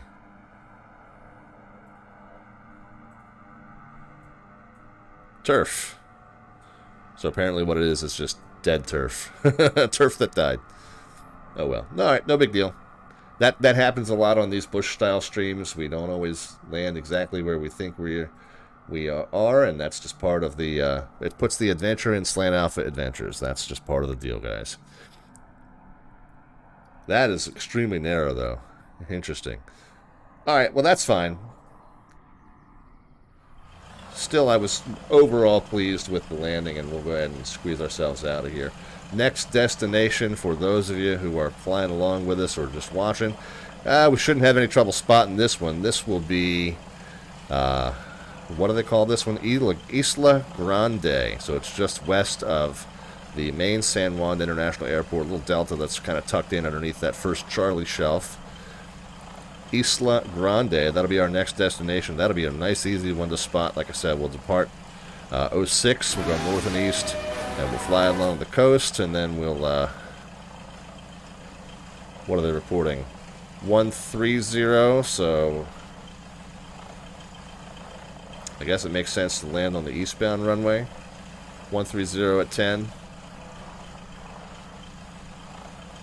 Oh, 757 Spy popped in. He said it was a great pre-flight briefing for Across the Pond the other day. Thank you. Well, thank you very much. And in fact, 757 Spy is referring to that Flight Sim Association presentation hosted by our friend Evan Ryder, the co-founder of FSA, who is also the guy who puts on, part of the team that puts on Flight Sim Expo. But Flight Sim Association hosted a pilot briefing for the Across the Pond event that we spoke about earlier this stream that we're going to be controlling for on Saturday. And so if you want to check that out, Flight Sim Association, and if you Google Flight Sim Association Across the Pond Pilot Briefing, you'll come across that, presented by myself and our friend Quas, our air traffic control streamer friend, actually he does flying and streaming, Quas, and he was the co-presenter, and he and I gave you some good tips and tricks for successfully completing that event this coming Saturday. So thank you very much, 757 Spy, for dropping in, mentioning that to us. We're going to take a quick break out of the cockpit, and then our next leg is going to be here up the coast, continuing to the east, and stopping here at Isla Grande, at Ariana Grande Airport here, just west of San Juan International here. So we'll take a quick break out of the cockpit with lots of flying left to do. Thanks for joining us tonight here on our San Juan Island tour. Back with you in just a couple, guys. Take care.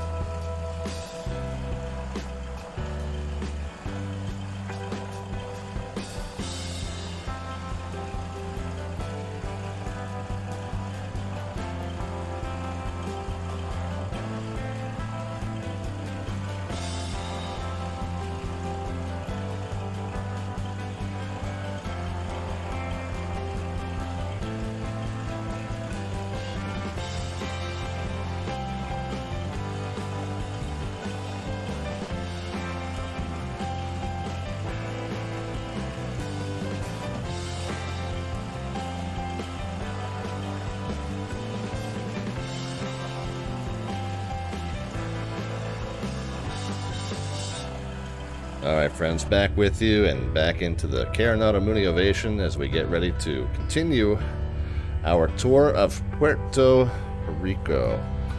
Going east along the northern coast of the island, and going to end up at the island of Cuylers, or Culebra. I think I'm putting an S on the end of that unnecessarily, hey, but how's the journey going? Culebra and the slide approach into runway 13 there at Culebra, which should be an exciting one. Very similar to the St. Bart's beer run made famous by our friend 757 Spy, who was just talking with us a moment ago. We got the subscription there from a Psychic Taco. That's an 11-month subscription, 1 month away from that full subscriber coin. Psychic Taco, how is the journey going? He says it is going fabulously so far, although we did just now land in a field somewhat adjacent to the airport that we were hoping for, but that's kind of par for the course when it comes to these bush-style flights. Next couple of stops that we're going to make, matter of fact, I think the rest of the stops for the night are all fairly well marked and paved runways. We got Isla Grande, we got San Juan International. We're down here to I forget what the city name of that one is. I guess it's Ceiba. We'll cross over here to Vieques, and that's a paved one, and then we'll end up to at the Isla de Culebra and the slide approach into Culebra. So lots of flying left to do. Was that 1, 2, 3, 4, 5 more? Good gracious, have we only done 2 landings tonight? I guess that's true. But back to the cockpit we go, guys, and thank you very much. Oh, and I guess one thing I want to check real quick. Just bear with me 1 second while I check something off screen here. What do we want to do here? We click on that, and we click on that, and we open that up in a new tab.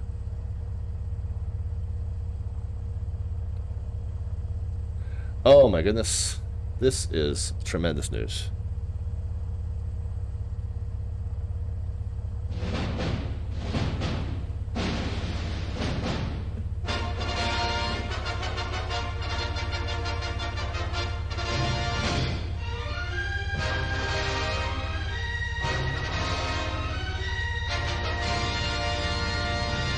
So we've been saying for some time, guys, that when we officially cross 3,000 actual followers on the channel, we're going to schedule ourselves a celebration night. Well, guess what?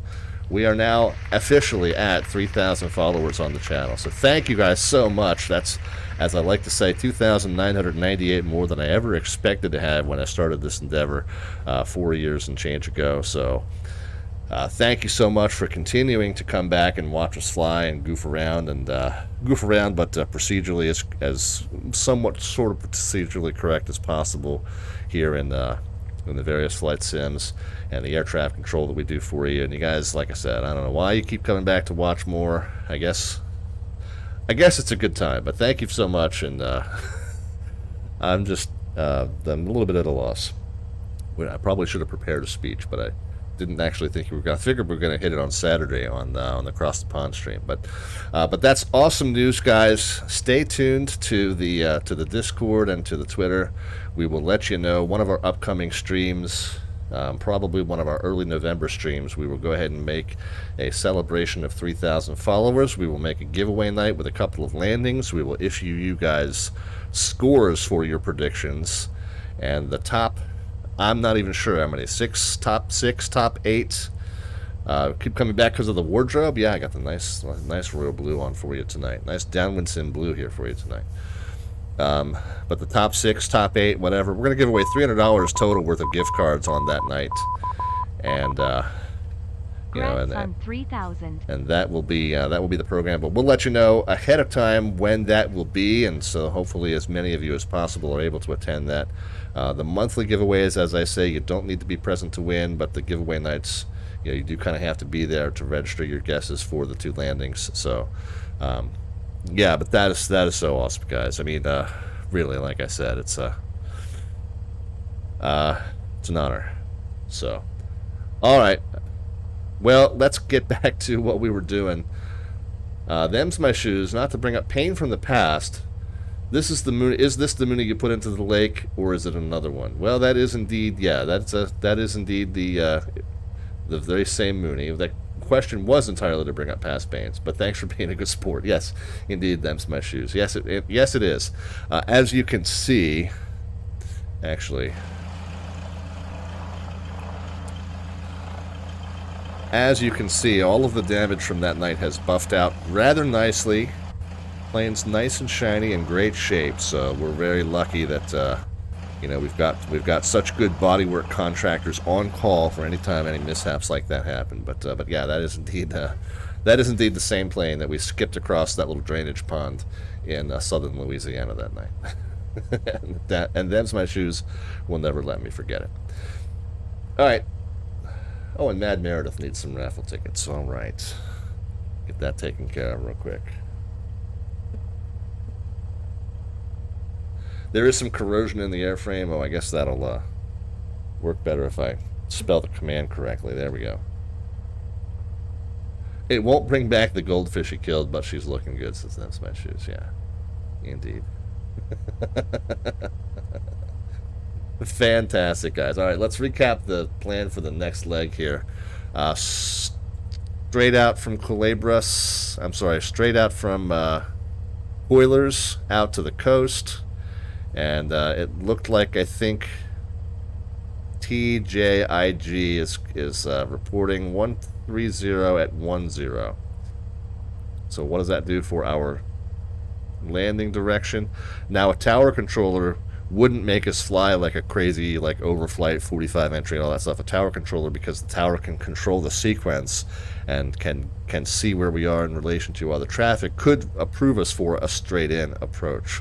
So I think maybe we will just plan on that straight in. Do we have maybe even an instrument approach? No, we don't. We just have an RNF. So that negates any ability to have some instrument backup to that straight in approach. But we'll plan on a straight in approach for runway 9, and we'll just say that if there was a tower controller on, obviously they would make sure that we were not going to cut somebody off in the pattern if they authorized that straight in approach. So we'll say that that's okay to do at a towered airport if you have a tower to direct you on that. All right, so we're going to take off. Oh, we got a bunch of A's. Yes, this is just an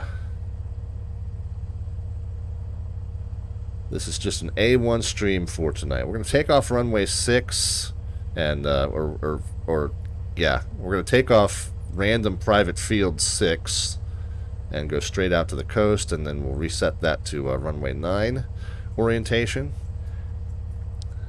So parking brake can come off, flaps set for departure, the taxi light on. Field next to Cuylers traffic, Mooney 514 Delta Victor taxiing out to made up runway 6 for VFR straight out departure, field next to Cuylers.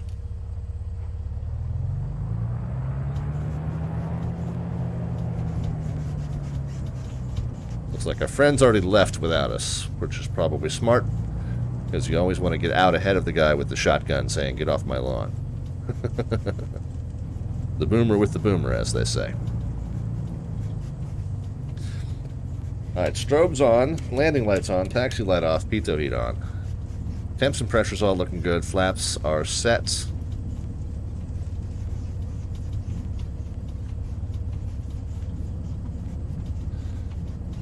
Pointer down the long axis, set takeoff. We're going to rotate her as soon as we can, but then we'll hold her in ground effect to get the speed up.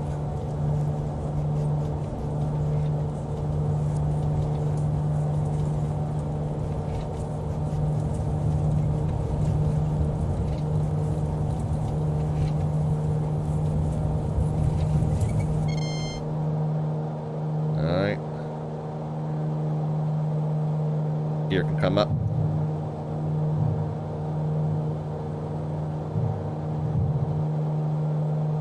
And then we'll just make sure we clear the trees. And we'll get the nose back down, get the speed back up. And I think we are okay.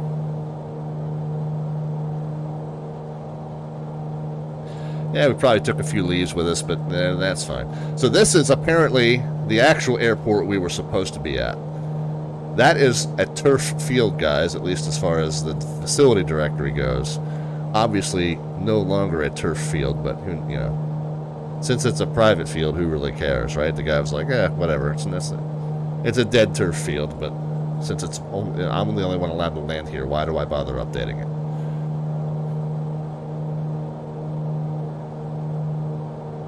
Alright, we got sufficient airspeed and altitude. Flaps can come in. We'll pull from takeoff power to climb power, 24 and 24. We'll follow the coast. We'll leave it in climb power until we're at 2,000.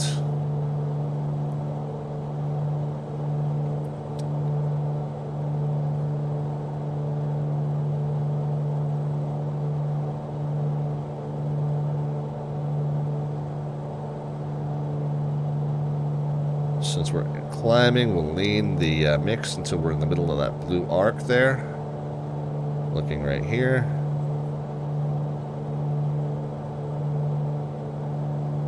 And the last thing, like I said, we are going to, just for a visual reference to the runway direction, we'll change that to 09 just kind of be able to eyeball that we're coming straight in there.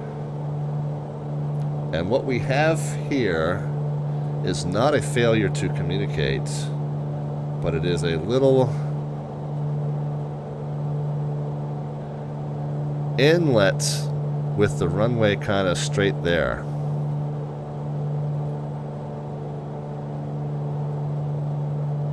And if I can get the nose down just enough, I feel like I might be heading right for it here. So I think we'll level it off here. We're at 1,500. Since we're coming straight in, and I think we're heading right for it, why don't you guys go ahead and start putting in some predictions for the descent rate upon touchdown for this one. Again, no bot command is necessary, just a number into the chat, positive or negative. And that'll indicate your prediction for the descent rate upon touchdown in terms of feet per minute. Minus sign is optional, because we know that you mean a descent rate either way. Go ahead and start getting power down under the assumption, yeah, RPMs are increasing, but that's not because power's coming up, it's because RPMs are coming up. I think I see what we're lining up for here.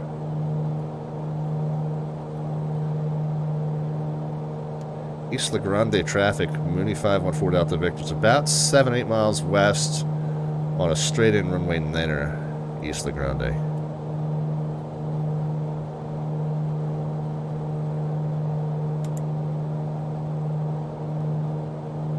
Okay, yeah, so I think that's our runway there. It is a 130 at 10, so it is a little bit of a right-to-left crosswinds. So I do feel like I'm getting blown to the left, and that's probably going to remain the case. Altitude's still kind of ballooning up. I need to go ahead and power down, trim down, and really start configuring. Wait a minute, what are we looking at? That's not really a runway that I'm lining up for, is it?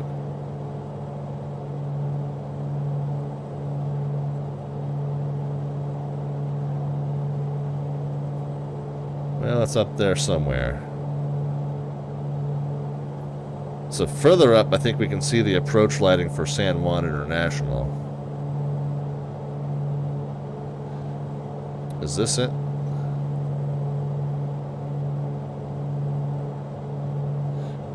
Wait.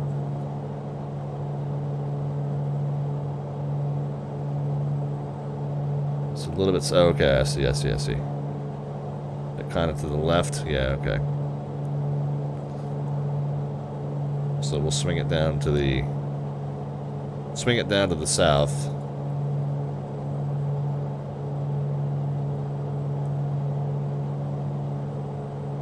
I see it.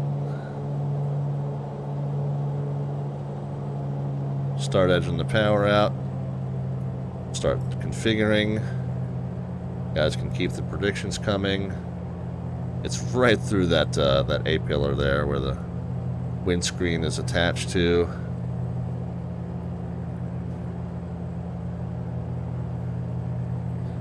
We'll start pivoting around.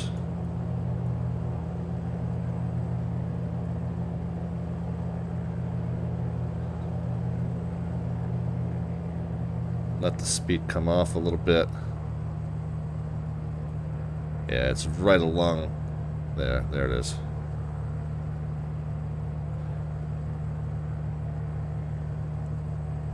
Yeah, it looks like we need to get down here. I know, it's yelling at me because I'm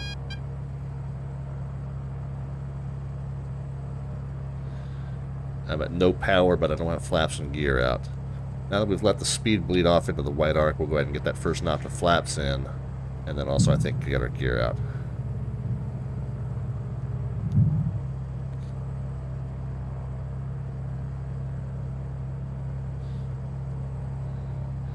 Isla Grande traffic, Mooney 514 out to Victor's on about a 3.5 mile final, runway 9er, Isla Grande. Basing the 3.5 mile final on the fact that I'm at 1200. You know, you're about 1 mile for every 300 feet, thereabouts, if you're on a good glide slope. So, second notch of flaps coming in. Keep the predictions coming, guys. Last call will be when we pass through 500, so you should be typing now. We're at 900 descending. Let's get the final notch of flaps in, but we're a little bit slow. We want to be trucking about 85 miles down final, 85 knots rather down final, 80 over the numbers. I think we're okay now. Still getting blown off to the left. I'm going to need to keep the nose to the right, and then we'll dip the right wing and cross the controls on short final there.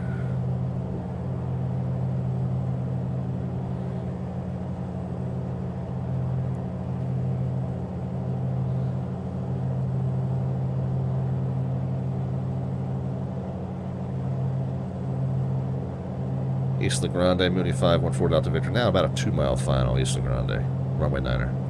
I guess it helps if I say which runway I'm landing on.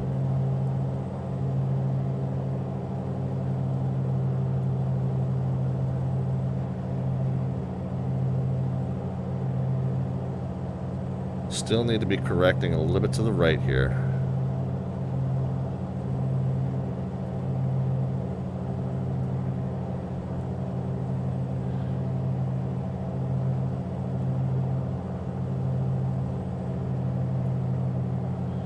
Gears down and green, flaps are set and checked.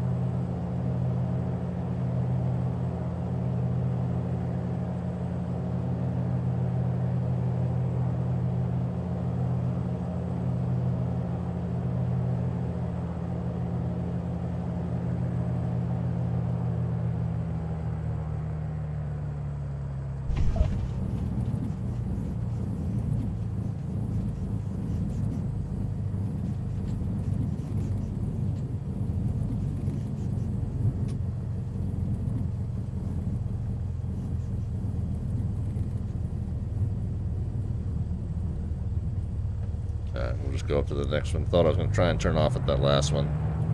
Go up to the next one.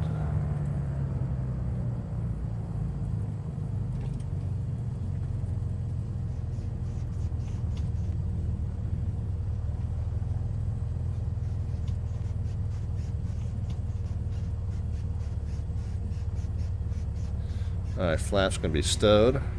Pitot off, strobe off, landing light off, taxi light remains on. Isla Grande, Mooney 514 out to Vic, clear runway 9er, Isla Grande.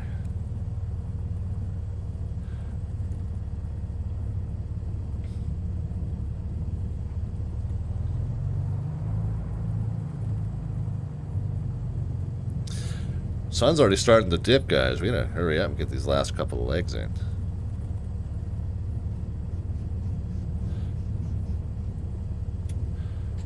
Alright, parking brake is on. Taxi light is off. How did we do? Our touchdown descent rate 91. So, who had it? How'd we do?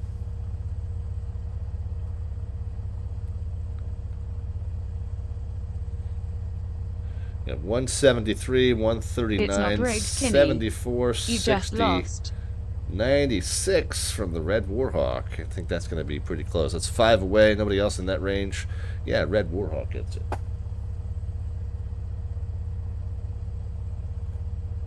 All right, guys. Red.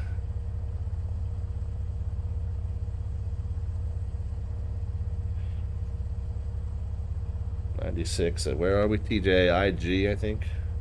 Isla Grande. TJIG on 10. 19. All right. Congrats, congrats, congrats. Flaps can be set for departure. Taxi light on. Parking brake off. We're going to depart on runway 9er. We're going to go real short. What's the... It's 120 at 4, so I think what we will do here is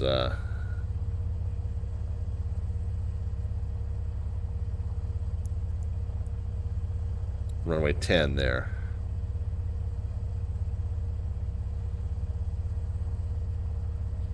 Alright, so we'll depart 9er and we'll land runway 10. Should be easy enough. And as soon as we get airborne, we'll pretty much start getting your predictions for the next arrival. Don't start putting them in just yet.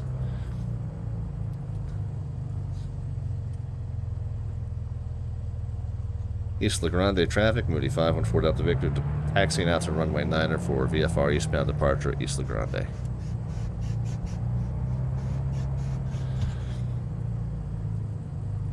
Okay, while we are on the ground, we are a little bit heavier on the left-hand fuel tank.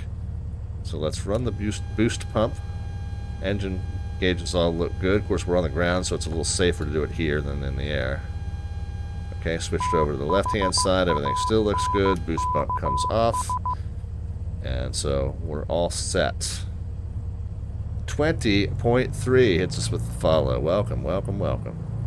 Doing a little flying in San Juan right now. San Juan, Puerto Rico. We're going to end the night at Culebra. Isla de Culebra. Approach that we're told is very, very similar to the approach at St. Bart's over in the Caribbean. So we'll see how we do with that. An approach they call the slide. Kind of comes down, slides down right between two hills right there west of the runway environment. So we'll see how we do with that, and especially if the sun's dipping down, that'll be even more challenging. Alright, as we get ready, the pitot on, strobe on, landing on, taxi light off. Temps and pressures all looking good. Flaps are set for departure. Isla Grande, Mooney 514 Delta Victor, departing runway 9er for VFR straight out departure, Isla Grande. Checking final. Checking the runway, everything's good. Temps and pressure's good.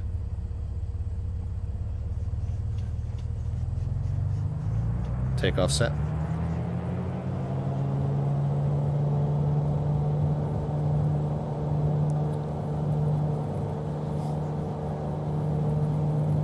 Airspeed's coming up nicely. Through 60.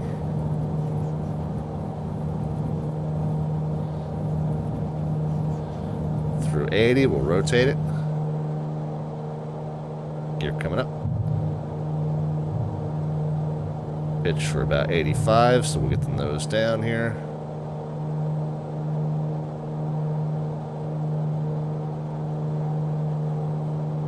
As soon as we're sure we got, I'll tell you what, we're not even going to go flaps in, because we're going to basically transition right from our departure at Isla Grande to our arrival at San Juan International. So let's just keep those flaps in, but let's get the nose down.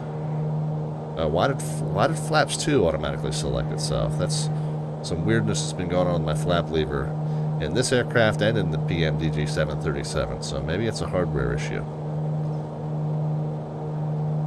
I'll tell you what, let's shunt up to the north just a little bit. And then we'll do a left base entry to runway 10 once we see San Juan.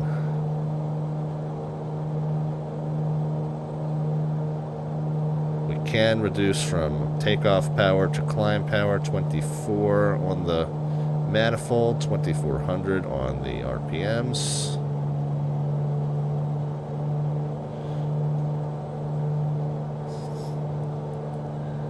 Isla Grande traffic, Mooney 514 Delta Victor, clear runway 9er. We're leaving the area to the northeast, Isla Grande.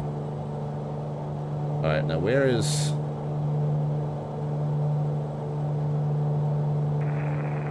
Puerto Rico traffic, radio check. 5x5. Good evening, Ralph. Hey, Ralph. Okay, so there's our runway. Our two runways that kind of meet up there. Guys can start putting some predictions into the chat as far as the vertical descent rate upon touchdown. No bot command necessary, just a number into the chat. Minus sign is optional. We know that you mean a descent rate either way. Closest predictor gets an automatic entry into our October 26th landing rate raffle. Need not be present to win.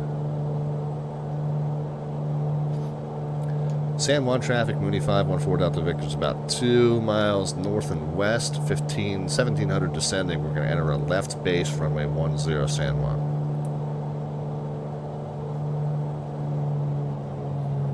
Alright, we're still on the top of the blue arc there. Or white arc, rather. Blue arc. Now I'm seeing colors. Alright, let's go ahead and get the gear down. And flaps 2.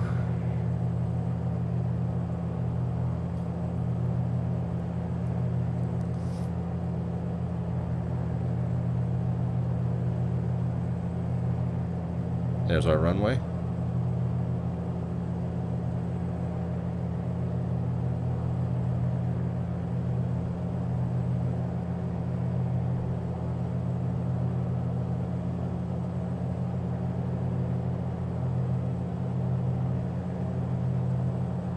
Speed's drifting up. Let's go ahead and get some power out. Be ready to get that third notch of flaps in. Last call is when we turn final, guys. So go ahead and keep those predictions in.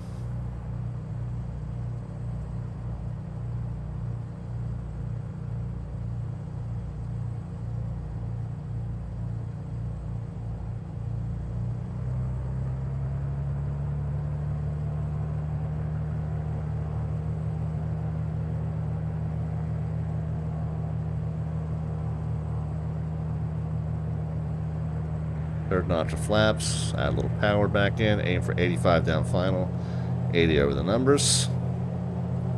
San Juan traffic, Mooney 514 Delta Victor's on a short left base, turning final now, runway 10, San Juan.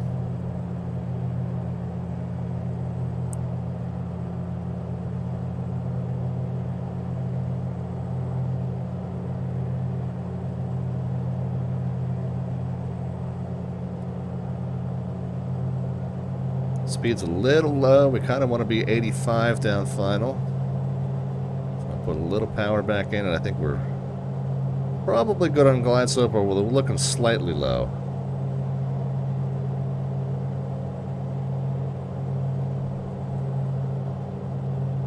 And we still need to add a little bit of power back in.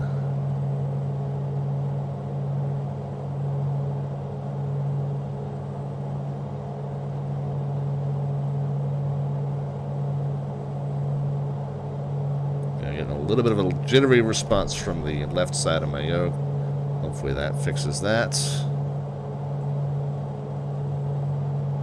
There, we're looking at 85 down final. There we go. Alright, yeah, a little high now, but I think we're able to correct. Plenty of runway. We are committed to landing, guys.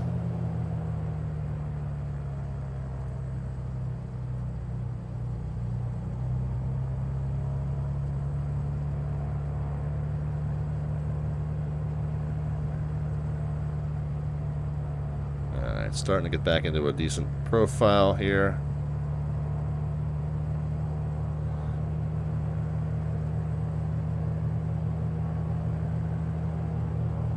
Still a little bit of a right to left crosswind, so we'll cross the controls up just a touch.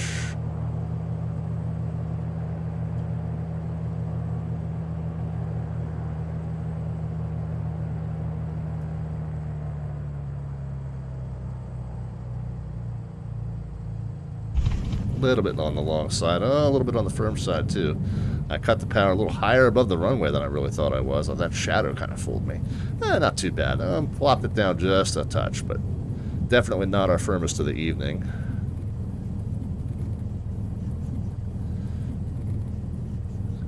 We'll go ahead and get clear off to the left.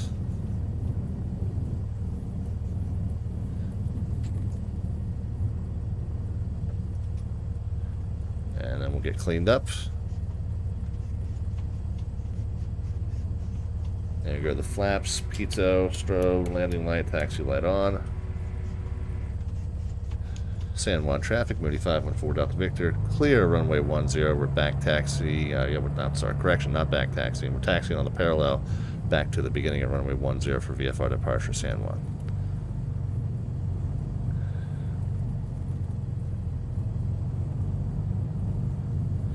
Winning number 150, which I will show you here on the screen in just a moment, but we'll run through the predictions here while we're taxiing back. Who do I owe that ticket? Iowa Scotsman came in right away with the 142. Was anybody closer than 142? 8 away? 142 to 158. I see a 173, a 139, a 10, a 99, a 110, 117, and 96. Yeah, it looks like Iowa Scotsman with the 142. Anybody see anything that's closer than that? Iowa Scotsman, we owe you one. I'm going to come down here. I'm going to pull off to the side. We'll get that taken care of. We'll figure out what our next plan is.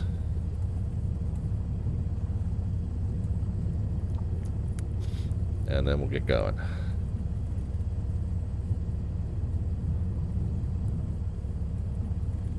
Just because that sun's starting to come down, so I don't want to waste too much time here between legs. We're going to get the taxi light off. We'll pull off here. This nice open area. We'll get Iowa Scotsman his ticket, and then we will figure out what we're doing next.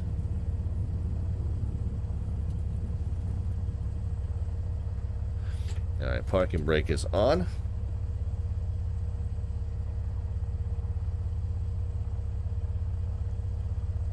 Iowa Scotsman at TJSJ on 10/19. Those of you new to the stream, 2 raffles that we run on a monthly basis, and they'll be drawn for the month of October on the 26th. 1 week from tonight, we'll reset all the entries thereafter and start collecting them again for November. So every time we reset the entries, all you new folks to the stream have a fair shot at getting a ticket in that might be a winner. Raffle number 1, our Alphabets points raffle. We entered that by virtue of the Twitch Alphabets points, channel points there, marked by that Alphabets serial icon at the bottom of the chat panel. The button next to that tells you how many you have, and you can hit that button to cash in 1,000 for 1 entry or 5,000 for 6 entries. So it is to your advantage to save up, but we are 1 week away from the drawing, so it'll be up to you whether you want to cash them in 1,000 for 1 or 5,000 for 6.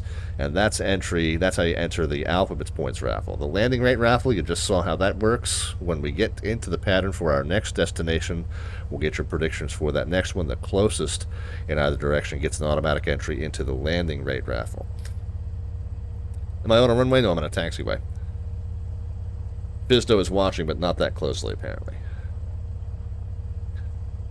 If you are one of the 2 winners, each of the 2 winners gets their choice of any one of these items from the Slant Alpha prize vault list. It's the t-shirt, ball cap, mouse pad, coffee mug, or tote bag, which I'll send to you at my cost. If you prefer not to have my junk mailed to you, then electronic gift card either to Amazon or the xplane.org or the simmarket.com will be all be valid options for you to choose from if you prefer.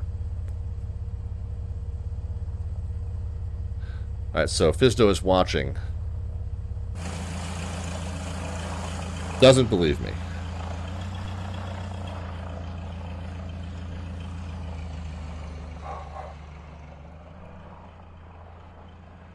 There's one runway, and there's another runway.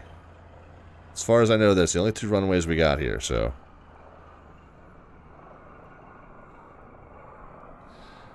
You can blame Microsoft VATSIM 2020 for the inaccurate markings.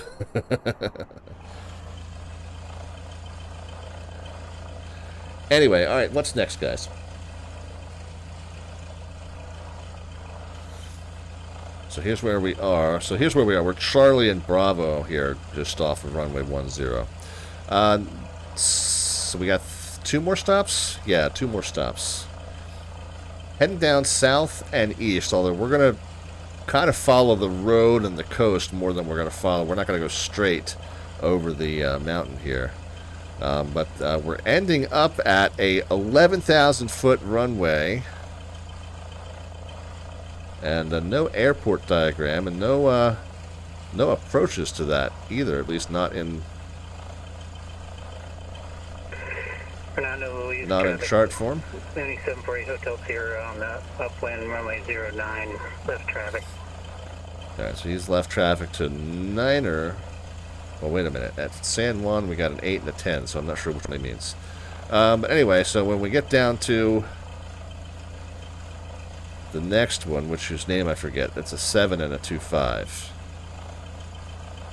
So we'll be ready for that. We're departing off of runway 10. We're going to go straight out to the east. Hang on 1 second, guys.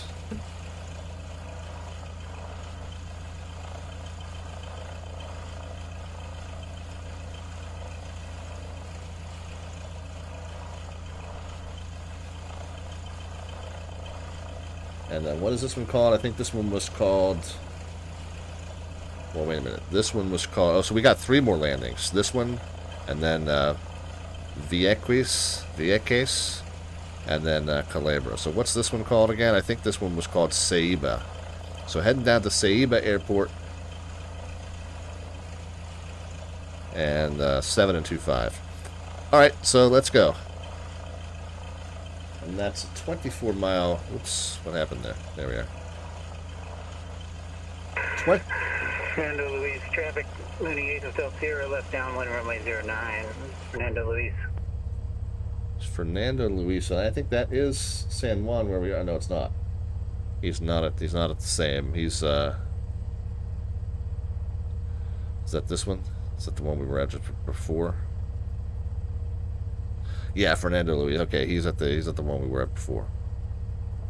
That makes more sense because that does have a runway 9.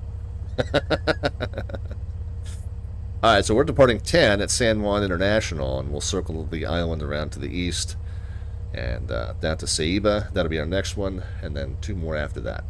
Alright, guys, we gotta go. We gotta hurry. So, taxi light on, parking brake off. Let's go ahead and set flaps for departure. I think we already did switch to the left-hand tank. So, we're good. There, yes, we are. Okay, mix some props full forward. Let's go ahead and get pitot, strobe, landing light, taxi light off. And is this our left here? Yes, it is. And departing runway 10 straight out and then down out to the east. San Juan traffic, Mooney 514 Delta Victor, departing runway 10 VFR eastbound San Juan. Alright, flaps again, kind of mind of their own. We'll have to check into that. Nothing heard on final, nothing observed on the runway. Louise, traffic, Mooney Hotel Sierra, final runway 09, touch and go, eastbound departure, Fernando Luis.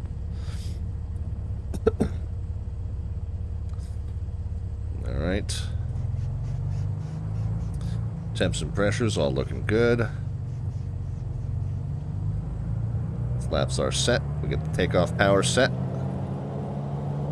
Let's get over on the center line. Airspeed's coming up. We get 60 knots. We got 80 knots. I'm going to need some pliers and Melvin's here. set a 30-weight Rotator off, nice and gentle. You need ball bearings. Gear coming up. We'll pitch for 85. As soon as we're sure we got enough airspeed and altitude, we'll go ahead and get the flaps in, pull her down to climb power.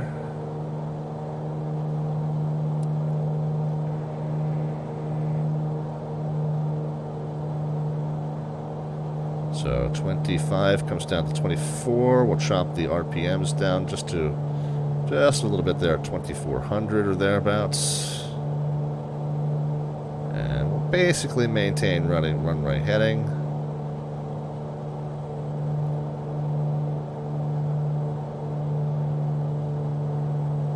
Straight out to the coast, and then we'll circle the coast around to the east. San Juan traffic, Mooney 514 Dr. Victor, clear, runway 10 San Juan, VFR, straight out eastbound, departure San Juan. And if I remember correctly, the cruise port at San Juan is like right here. Is there an inlet? Maybe it's just on the other side of the airport. It was like literally right next to the airport. It might have been just over on the west side. Yeah, I think it was. It was on the west side. The cruise ships come in this way, and then they dock down kind of around the corner there. And we were right there watching the departures and arrivals when we stopped in there. Very cool thing I got to do. When was San Juan? San Juan, I think, was my 5th anniversary cruise, which would have been 2018.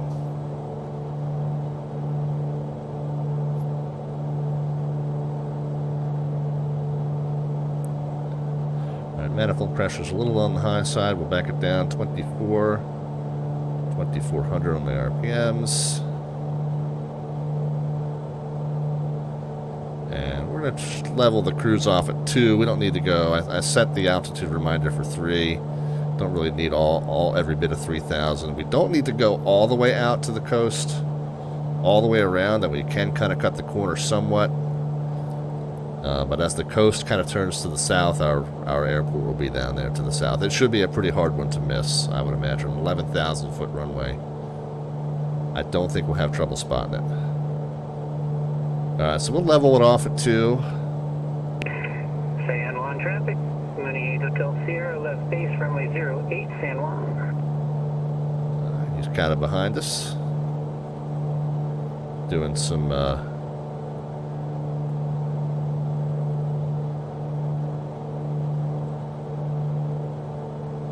flying along here behind us on the northern coast of Puerto Rico. Yeah, it's right. Kenny Monster says it's 11,000 foot runway. Has plenty of room to float for a -1 descent rate on touchdown. Yeah, we'll see. We'll play the game a little bit on that one, and see how gently I can grease her on. Since we got plenty of room to play with on there, so we'll bring the manifold pressure to 22. We'll bring the RPMs to 22. Still try to add some down trim here.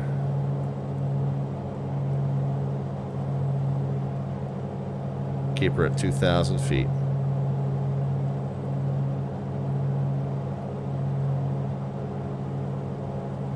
Kenny's going to break his normal mold and watch me plop it on there and hit the 173 dead on. San Juan traffic, Mooney 8 Hotel Sierra, short final, runway 08, touch and go, San Juan. Alright, so level it. Let's say we're a little high. Let's see if we can level it back down to the 2,000. Lava Cow is here. Hey, Lava Cow, how are you? I know you've been popping into the streams a bit lately, but I don't think I've really had the chance to talk to you at length. Hope all's been well. We did earlier this stream, by the way, officially cross 3,000 Twitch followers. So when our November schedule gets published, which will be real soon here, by the end of the week, I'll have that November schedule published for you. It'll have a celebration date on it. We'll do a couple of landings. We'll get scores for each of the two. We'll the top 6, 8 point getters, I'm not sure how many, we'll get gift cards. And $300 in total will be given away for our 3,000 follower extravaganza here coming up in a few weeks. Exact date to be determined.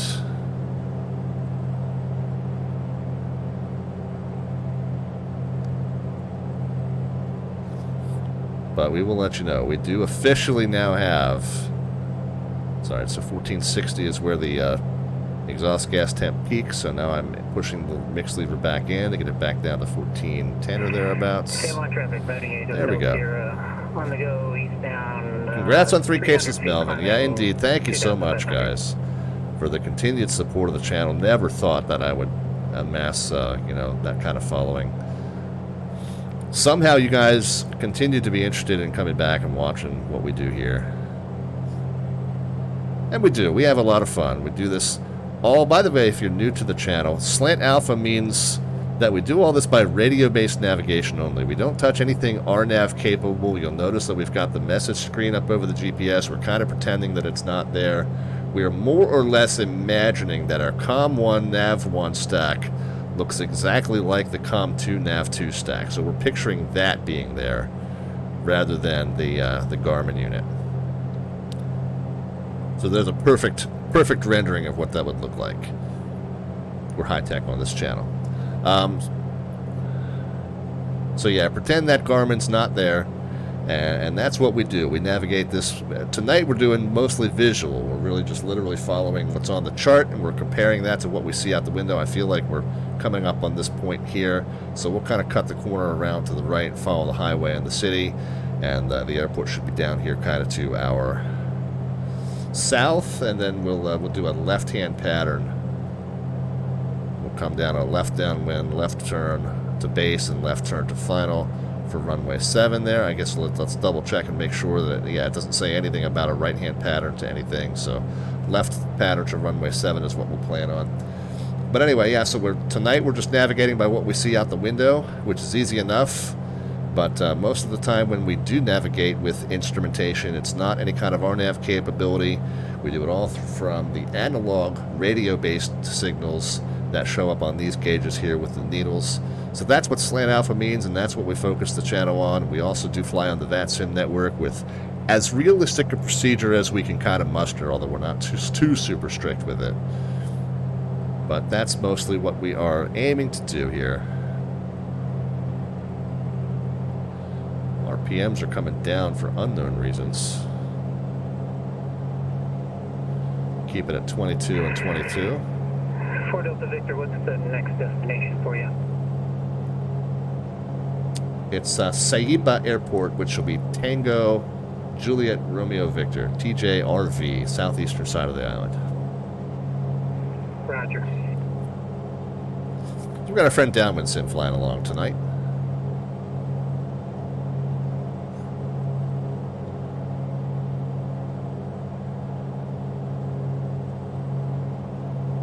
$11,000 footer, you shouldn't be able to miss it. I can bounce it 10 times on that one. Likewise. I can float for 8,000 feet.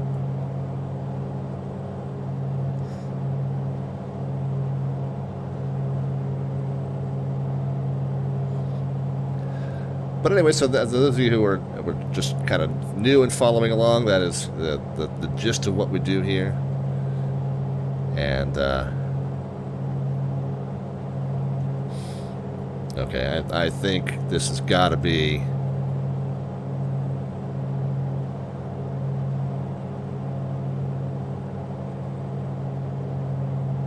Well, that looks like a straight stretch, but this looks like more runway-ish, doesn't it? Let's set the heading bug and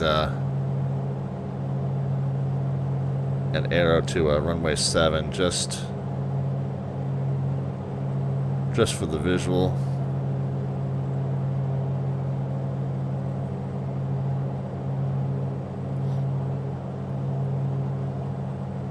But as we round the bend here, it's got to be this big flat piece of pavement in front of us.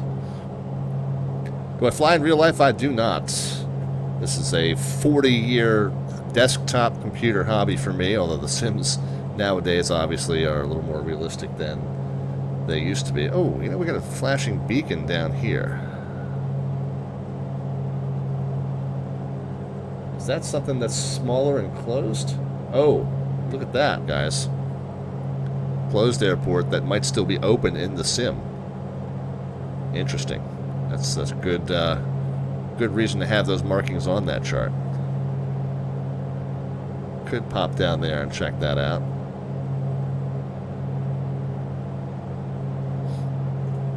No, for a variety of reasons. Used to be financial, now more medical.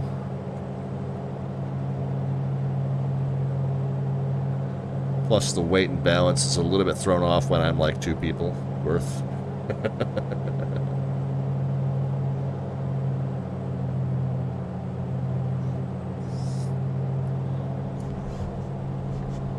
That's not so much as that the planes that you train in are kind of small. In my cockpit, I have plenty of room. The maneuver there was just really for the yoke kind of getting jittery, so that wasn't really a sim maneuver as much as it was a piloting maneuver as much as it was a sim maneuver. But Ceiba traffic, Mooney 514 Delta Victor's entering a 45 to left downwind runway 7, Ceiba.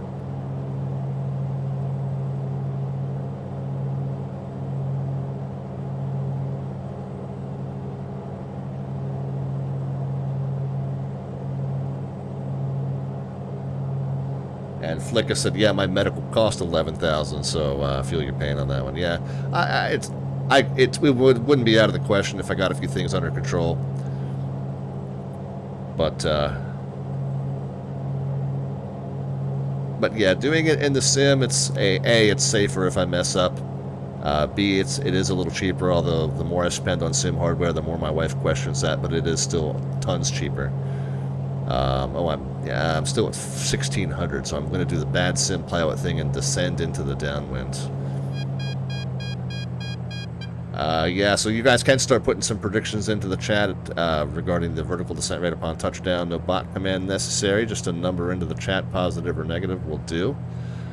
And closest predictor to our actual, we'll get a entry into our landing rate raffle. I can't believe this isn't marked for a right pattern on runway 7. This seems a little silly to be doing this on the left side, but that's standard, so we'll do what's standard.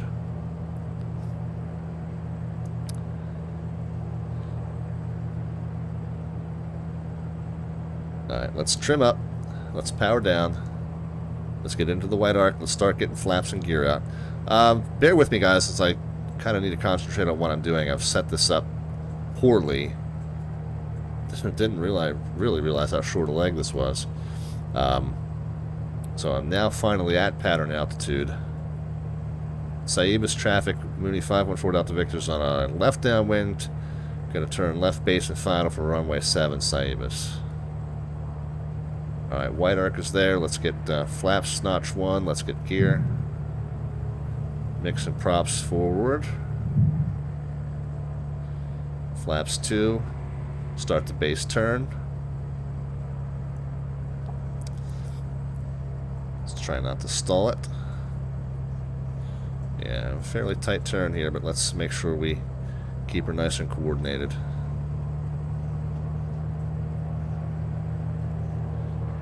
And we'll go ahead and get that for third notch of flaps in. We'll try and get 85 knots down final.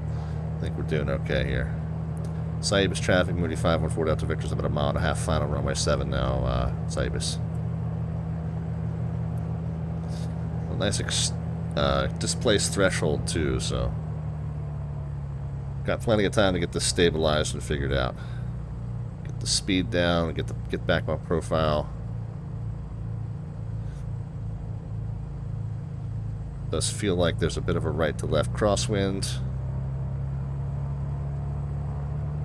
Put some throttle back in.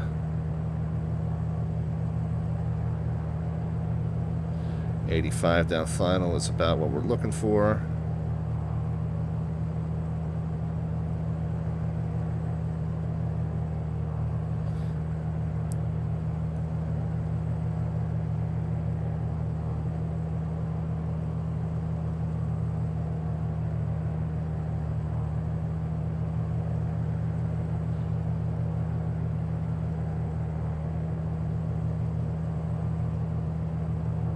A little bit slow, actually. Alright, let's cross those controls up and get it pointed right down center line here.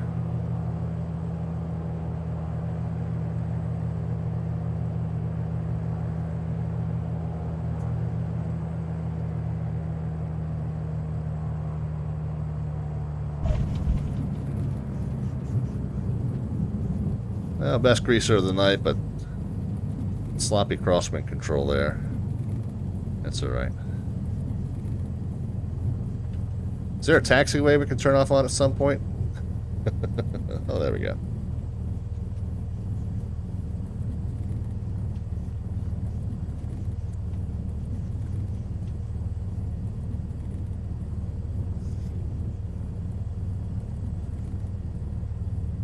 Ceibas traffic, Mooney 514 Delta Victor, clear, runway 7, Ceibas. Yeah, I tried to grease it on as best I could for you. Left downwind, runway 7. Try to grease. Or whatever you said. Yeah, I'm guessing. I'm gonna be better off trying to call it by the city name than I am by the actual like named airport name. Alright, let's just park down here. Flaps can be stowed. I know we're kind of rushing through because the sun's setting, and I got 2 more stops to make. Strobes off, landing lights off, pitot heat, and parking brake can come off. Come on, rather. How did we do with the guesses? Well, like I said, I did do my best to grease it on a little bit for you. It did moderately okay. Center line adherence, crosswind control was pretty sloppy, but I feel like the physics aren't exactly right in this sim either. 50 is the number that came up. Let's see how we did with that. Whoops, I'm not trying to zoom. I'm trying to scroll. No, I'm not trying to zoom. I'm trying to scroll the chat. Mooney 8 Hotel Sierra, base to final, runway 7, de la Torre, traffic. Is that what you want to call it? Okay, that's what the kids are calling it these days. Alright, so hit closest to 50. Let's check it out. 96, 114, 134, 1, 118, 101, 123, 149, 205, 139, 127, 320, and 105, and 100.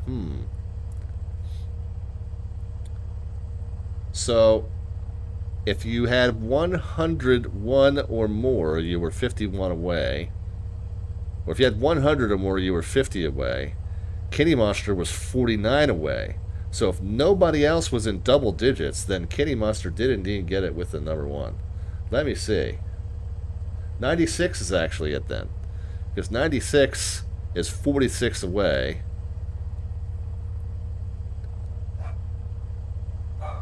And Kitty Monsters 1 is 49 away. Yeah, that's it, guys.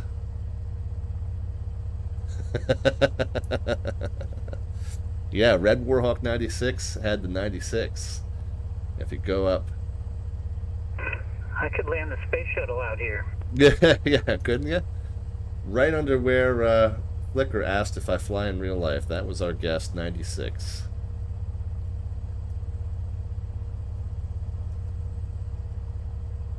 No, the question, do I fly in real life, was called as I was just getting this airport in sight. Now, he gives 96 for every landing prediction, just like you do the 173.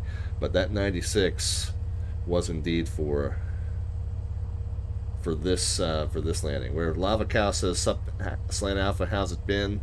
That was definitely while we were on our way to this airport. So Red Warhawk picks another one up. Nobody else was brave enough to guess in double digits.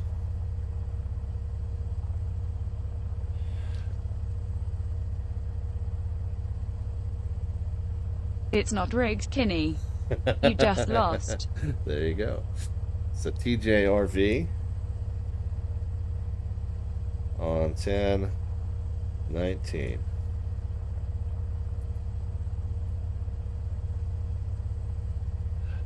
All right.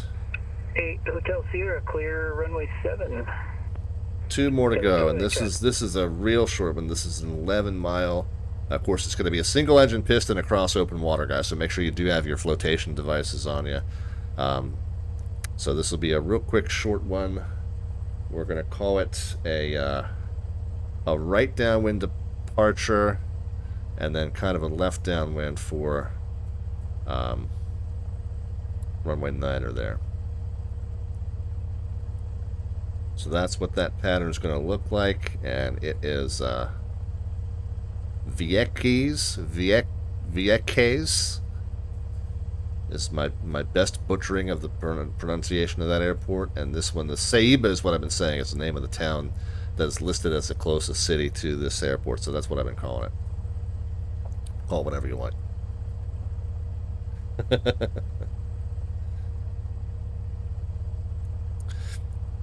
All right. Anyway, let's get rolling. We need to switch tanks. We'll leave it on the left-hand side for now. We're only a gallon off in our balance, so that's fine. Parking brake can come off. We'll set flaps for departure. Taxi light comes on. And we'll spin it around to the left here.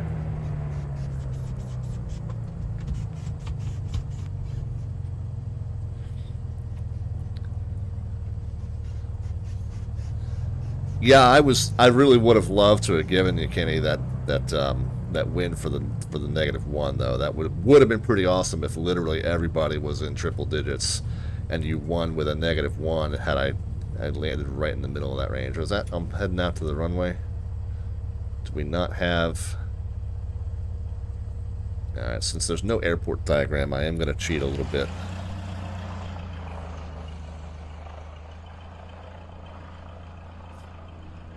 Alright, we got plenty to take off on. I'm just going to take an intersection departure from here.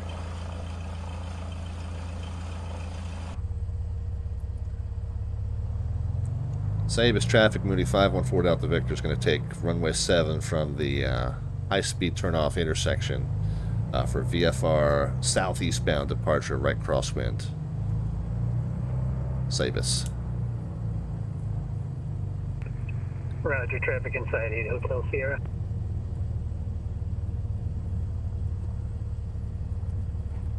You still on final? No, I'm clear across the runway from you. Okay. Alright, temps and pressures all looking good. Flaps are set for departure. Let's go. Pitot, strobes, landing light, taxi light off. Missed the, overshot the centering there. Go to takeoff power. We do have plenty of runway left. We're good here.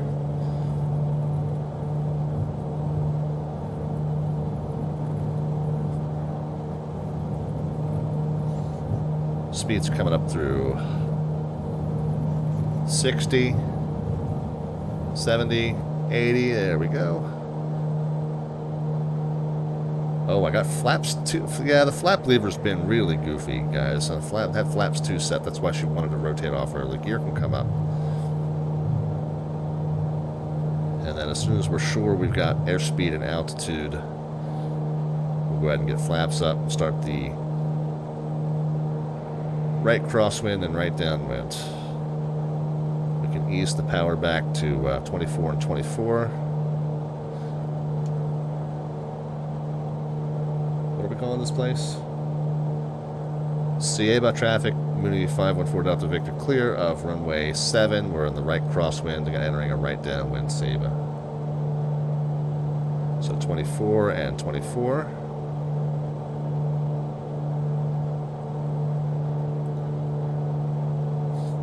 Now, we do have this tiny little island that we're coming across here. This isn't the island that we're aiming for, but just south and east of us should be a more substantial island that we're pointing toward here.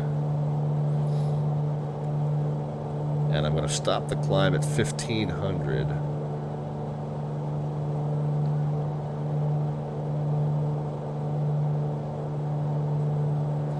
So what are we looking for as far as...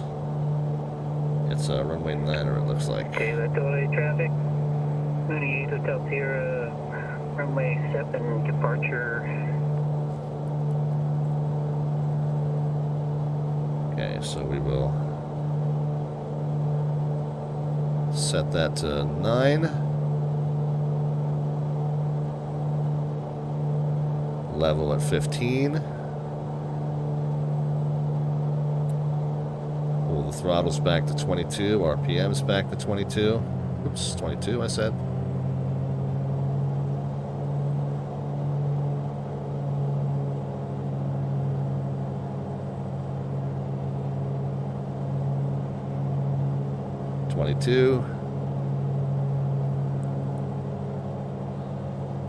Mulgar says, I started to get my virtual license on VATSIM, joined one of the virtual schools, and then I saw the test and freaked out. Yeah, so I have the P3 test published on my YouTube channel. That is a little bit more difficult. The P1 is obviously a little bit more basic, but it is still pretty rigorous. It's watered down from, but still more or less analogous to an actual private pilot license test. So it's not a joke. It's not easy, but if depending on which organization you join, you know, the idea is that the ATOs want you to pass. They don't want to fail you. They want you to pass. So they're going to make sure that you're ready.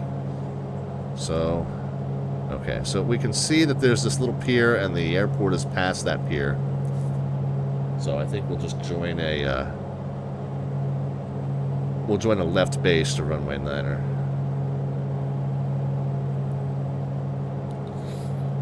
Join a left base to runway 9er just along the pier.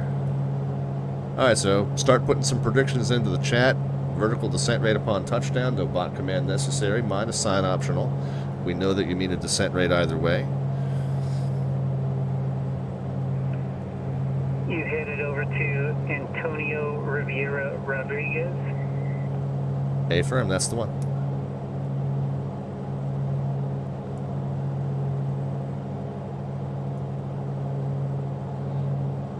Isla Vieques traffic. Mooney 514 Delta Victor's about 4 miles north and west, entering a left base to runway 9er, Vieques. We got to get some power out. We're getting to about 1,000, so that's good. We'll level it off. We'll let the speed bleed off. We'll start getting flaps and gear out. Guys, keep those predictions coming. We're going to come right down the pier and then make a left turn. That'll put us on final. All right, there's our 1,000.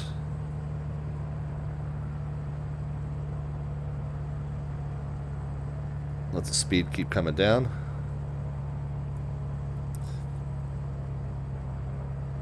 Down below the white arc, we'll get the first notch of flaps, get the gear.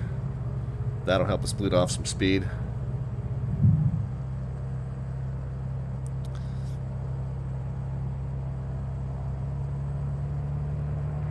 Flaps 2.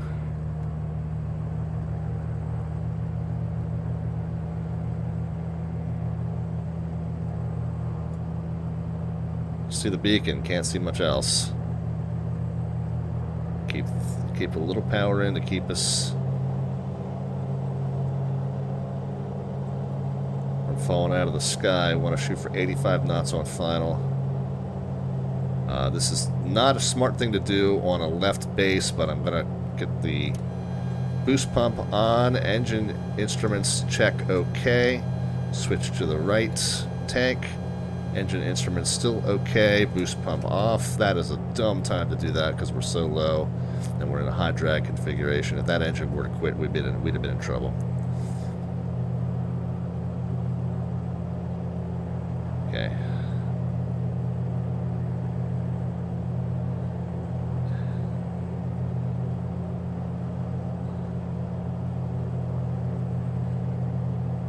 A little more power. A little more power. As the flaps 3 comes in. And I think we're looking okay.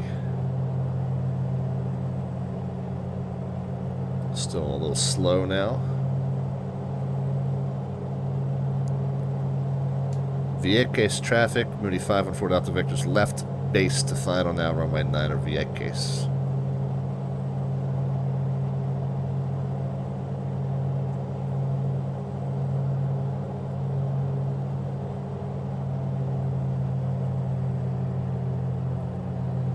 Well, that worked out pretty well. A little on the high side, but I imagine as we make the turn here, we'll be looking good.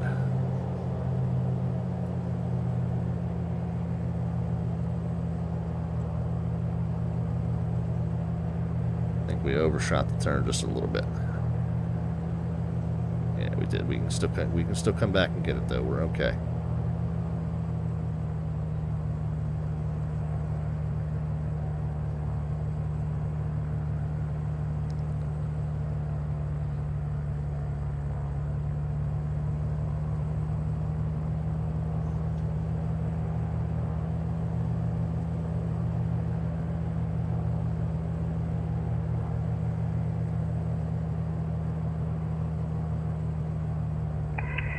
VATSIM traffic, 8 Hotel Sierra. We're on about a 5-mile final. Oh, floated that one a little bit. Northeast. Overflared it. Overflared it. So that one's a little rougher with a bounce even too, but we got her down. That was a sloppy approach and a sloppy landing that we wouldn't have been that aggressive in the real world, but in the sim world, you know, you roll your dice and you take your shot. Bush landing for sure, Kenny Monster. What'd you guess? Yeah, you'll be happy with that one.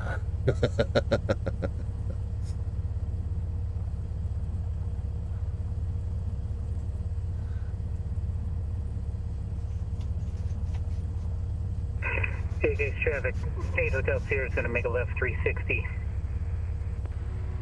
Alright, flaps are stowed. Okay, there's our friend downwind sim. Flaps are stowed. Too high, too fast. Strobes, landing lights. We didn't let that stop us. Market brake on. Okay, so I think we're all set there. Let's see, I'm going to pretty much tell you guys that Kenny Monster is the winner.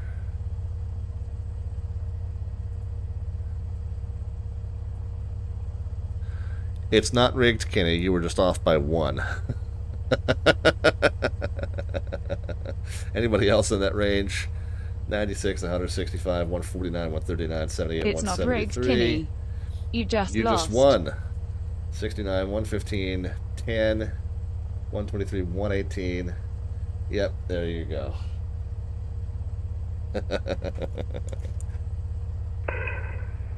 Alright, VATSIM traffic, 8 Hotel Sierra, left base to final. Alright, let's see how downwind sim does. This landing at Cuylers is going to be a lot trickier with that sun so far down. What was the identifier here? TJVQ. TJBQ on 10-19 with one final landing to go for tonight. Do I have another blank ticket? Oh, I got one on this strip. We're good. Okay, good.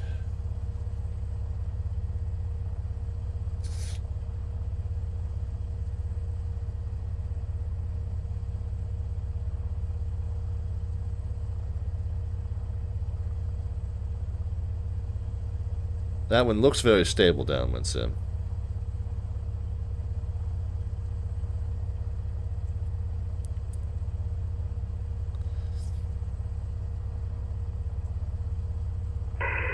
That's what a 360 will do for you. Yeah, as long as there's no traffic behind you. Anyway, final trip of the evening, 15 nautical miles to the north and east. And again, over open water, so life preservers on board, please. Water survival equipment with us. I would have stayed out of your way if you would have announced it. I know. I'm just picking on you, man. Anyway, so we are going to be over open water here once again, so we do need to have our survival gear on board, which we, of course, would check. We are going to go 15 miles north and east, and then we are going to enter in from the north, guys. The slide approach, it basically follows this road that comes down from this little lagoon on the north side.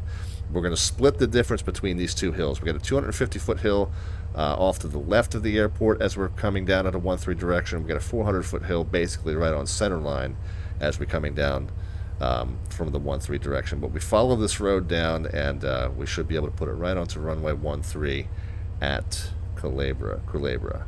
Got some good YouTube videos if you want to check this out of guys that know what they're doing this. And of course, by contrast, you will see me. We are going to stay at 1500. I think it's 2000 that you're supposed to be above the wildlife refuge. So we'll try to avoid the landing briefing. We'll try to avoid flying directly over any of the islands. Maybe we'll stay at 2000, and then as we come in from the north, we'll drop to 1000 and then come in there. But basically, just follow the curve of that road, and we should be fine. This is very similar to the approach at St. Bart's, so it should be an exciting one, guys, and especially as we finish up as the sun dips over the horizon, which is not how I planned it, but man, it's going to make it all the more interesting. Let's get going. Parking brake off. Taxi light on.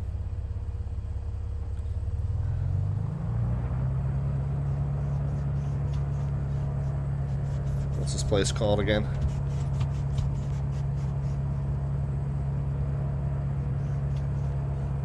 Vieques traffic, Mooney 514 Delta Victor, taxiing out to runway 9er, Vieques.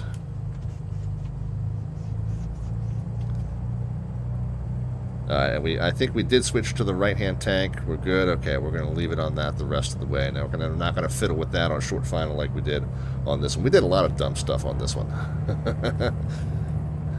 Get there itis because I'm feeling pressed for time because of where that sun is. Then that's stupid too because I can control that. But again, just kind of doing some dumb sim stuff just because that's what dumb sim pilots do.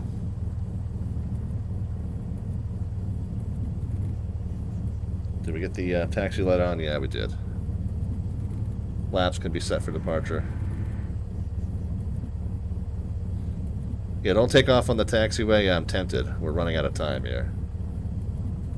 Fisto has entered the chat, re-entered the chat. You didn't see nothing. I'm a very famous streamer. I can afford to bribe you.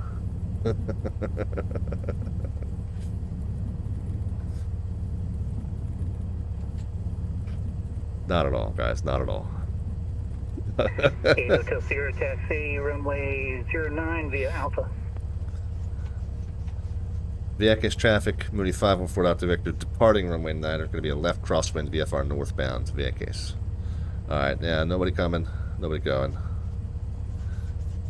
Strobes, landing light, taxi light off, pitot on. Flaps are set. Engine's looking good, takeoff set.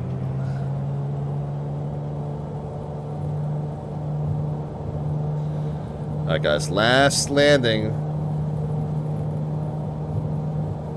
See how we do. Airspeed's coming up through 80. Rotator off, gear can come up.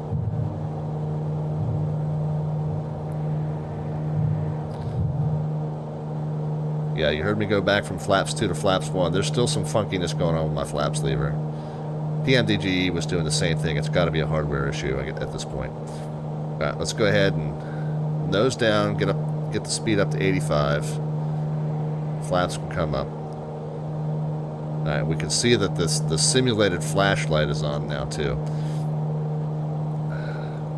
Let's see if I can remember where the panel lights are in this aircraft. There? No.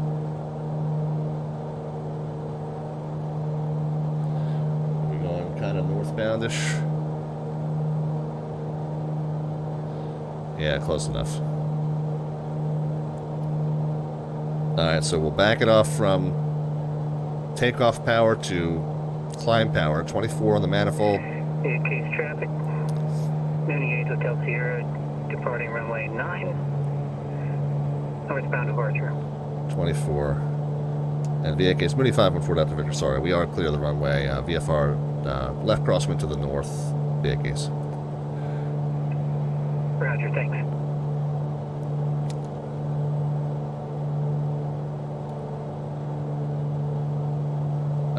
Alright.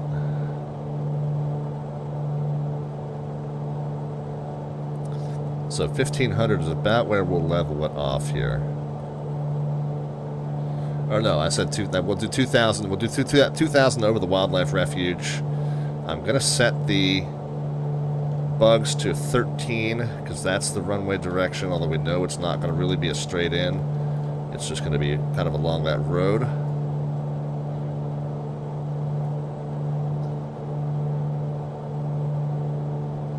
Roads? Where we're going, we don't need roads. We need this one. Oh, panel lights. That's what I was going to look for.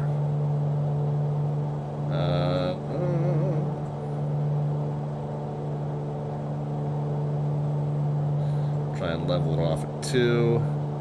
Is it down here? Here? There we are. I found him.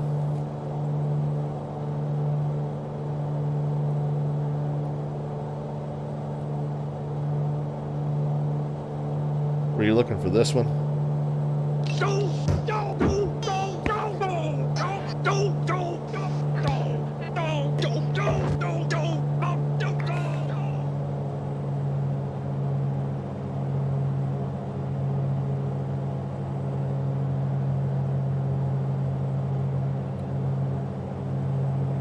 P. Bober's with us. P. Bober, we're in the Coronado Mooney Ovation for Flight Sim 2020. It's available in this in-sim marketplace. I don't know how well, or I don't know. I don't strongly endorse Coronado. It's a fun plane. The customer service after Sim Update 5 made it not work was pretty horrendous. It was out of commission for 7 weeks. But ever since they finally fixed it after Sim Update 5, it was basically Sim Update 6 was out by the time they fixed it. But yeah, it's a fun plane. It's pretty functional. I believe this is the default GPS that's with it. So take it with a grain of salt how well the electronics function. But of course, on this channel, Slant Alpha means that we do all this with radio-based navigation only. So we're really only navigating with the analog radio gauges on this channel, so I can't make any testament as to how well or poorly the Garmin works. Of course, tonight we've been navigating purely visually, so not even using the analog gauges, but the analog navigation gauges do work just fine. I can give you that much.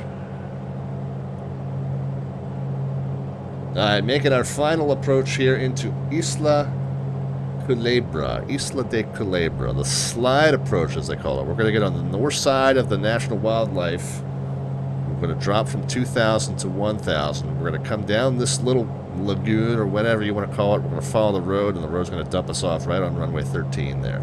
Should be an exciting one, guys. That's exactly how I described the citation in X-Plane. It says NAM 106. It's a Coronado, but it's fun. Yeah, I had that Coronado citation too as well, Nam.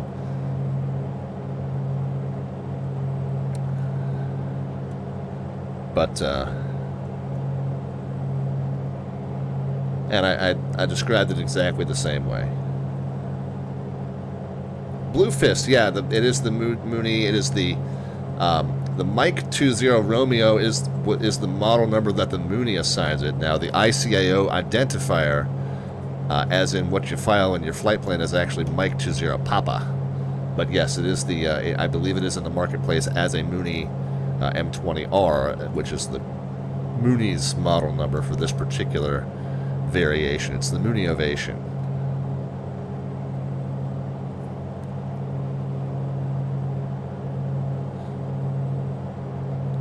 Alright, up we go to the north.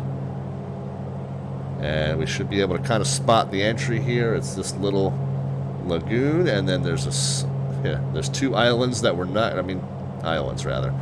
Two hills that we're going to navigate between. We're not going to really see them too well in the dark, so we got to get down ASAP here, my friends. But we follow the road that goes down the hill there and should dump us off pretty much right at the runway. This is going to be an extra challenge to do now that the sun has officially dipped over the horizon. So this is a tough approach in daylight, and we're going to do it at dusk. So fast and powerful. Yeah, we were talking Blue Fist in a previous stream, how it kind of reminds me of a Dodge Demon or a Chevelle. It's kind of got those classic 70s muscle car lines to it. We're in Puerto Rico. Isla de Culebra in Puerto Rico. Alright guys, you can start putting some predictions into the chat as far as the vertical descent rate upon touchdown. No bot command necessary, just a number representing your guess as to the vertical descent rate at the moment the wheels touch pavement. Minus sign's even optional. We know that you mean a descent rate either way. Yeah, here we go. Alright, let's drop some altitude. Let's come down. Probably need to be less than 1,000 feet. Yeah, I know it's going to scream at us.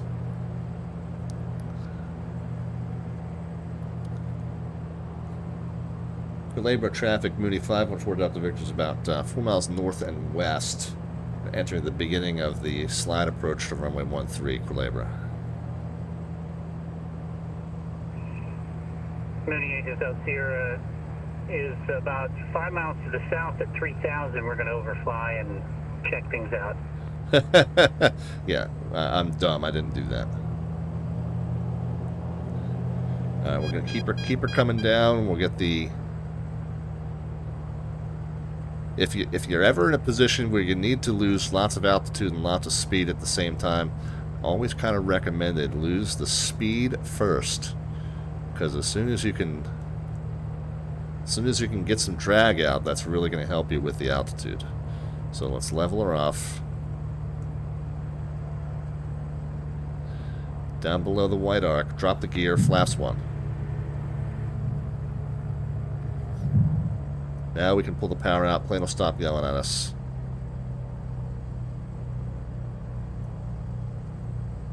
Yep, that is downwind sim flying with us, that is correct. Alright, if this were Marilyn Monroe, we'd be going right into the Valley of Paradise here.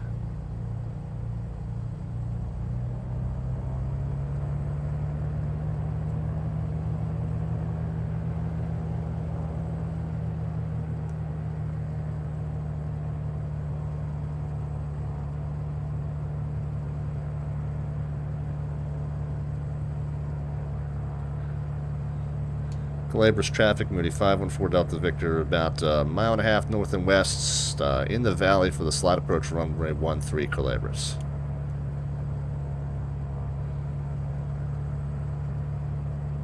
Keeping her no higher than about 85 knots. Here is over top of the field at 2,700. No factor. Yeah, we're at 500. We're fine here. Can't really see the road, but as we come through the valley, the runway comes into view. A little slow. We want to be about 80 to 85 knots. Flaps are set and checked. Yeah, see how far off of the runway center line we are? This is going to be a really short left base. Last call for the predictions. And doing this when you can't see the terrain that well, not really advisable.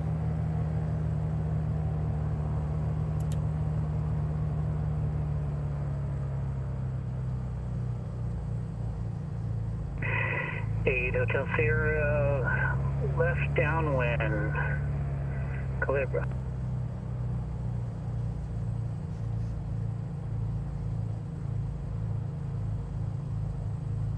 Oh, come on. Easy, guys. Easy.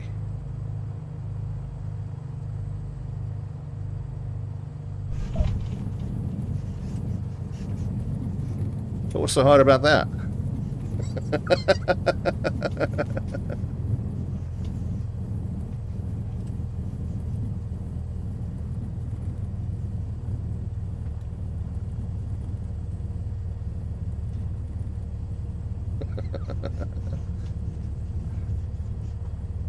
Ah, got my heart racing.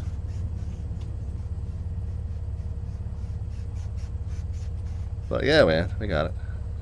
Freckles is, yeah, Freckles isn't with us, but she's probably thankful that she wasn't. She's usually not too fazed by anything that happens. Whoops, that's the wrong lever. Flaps can be stowed, strobes off, landing lights off, pitot heat off. Culebra's traffic, Mooney 514 out to bit clear, runway 13 Culebra's. I think that'd be a fun one to try again with daylight just to see it. Sierra, base the final runway 13 Culebra's. Culebra. Yeah, I've probably been adding S's onto these all night. Erroneously, but trust me, you probably got one of my better nights of pronunciation, and that's not saying much.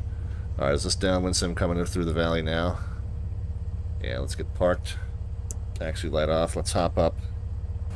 I'm not too displeased with the result, guys. We'll talk about my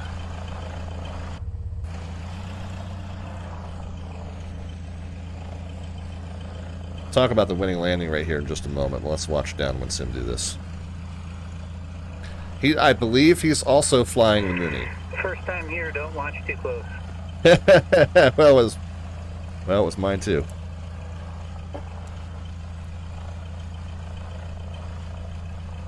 But I believe now he's rendering on my screen. He's rendering as a Caravan just because that's my default GA model match. But I believe he is also flying the Mooney Ovation.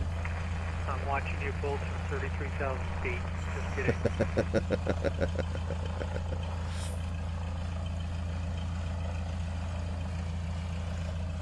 Yeah, that was interesting. It would be interesting maybe to come back and do it in the daylight. I'm not going to go up and go around. It's a little bit of an early night for me, but I need it to be an early night just for work obligations tomorrow. But yeah, I wasn't displeased with how it turned out. I'll show you guys the number. It was a little sloppy on center line coming down, but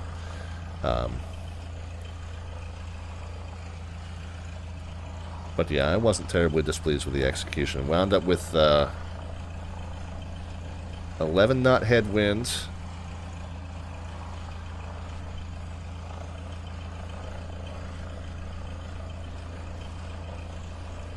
It looked like a fairly firm and not quite wings level landing, but and then almost kept it on pavement there at the end.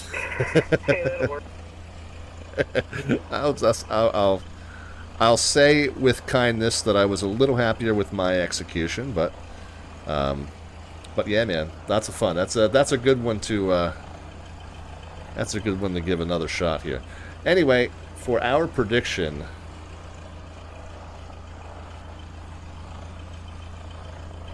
I guess we have an appropriate sound effect. I don't know. I was right on the touchdown point in my sim. Anyway, there was the number. 88 miles per hour! So who had closest to 88? Let's run through. 84 from Lava Cow right off the bat. 83 from Eric FX, one further away. Anybody else in that range? So 4 away, that would have been a 92 on the high end to beat it. Let's see, who else? Anybody else in that range? 96, not close enough.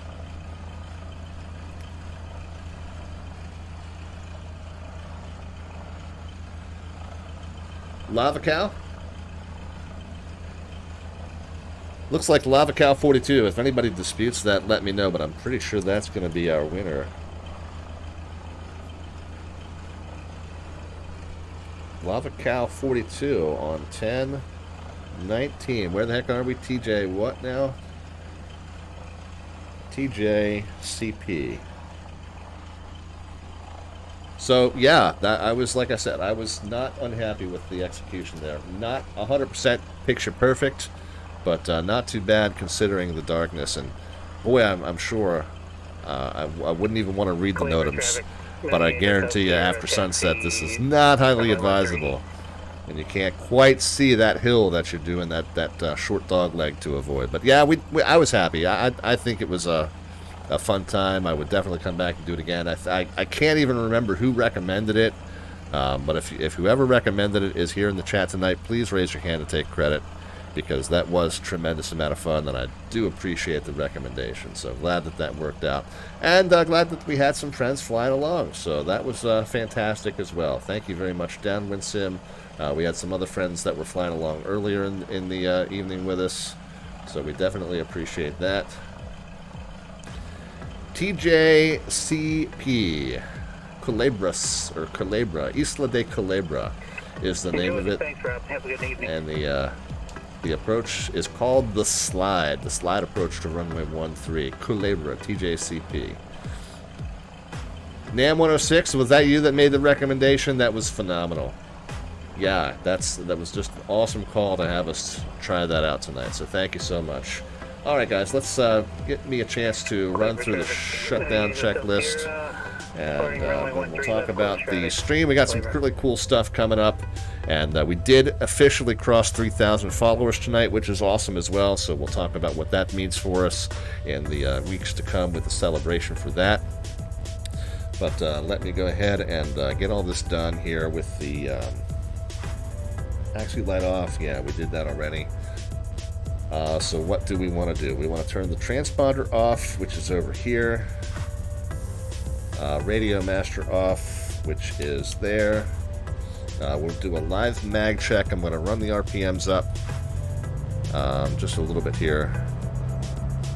And what we want to do is just briefly blip the magnetos from on to off. We want to make sure that that does indeed kill the power to the mags, because the lead wire comes off of that. Then you can have live magnetos sitting on the ramp overnight, and you don't want somebody to come by and bump the prop and take their hand off. So let's make sure that our mags do indeed get killed on that switch. Hey, that works. So that's now checked, and we can go ahead and pull the throttle all the way down.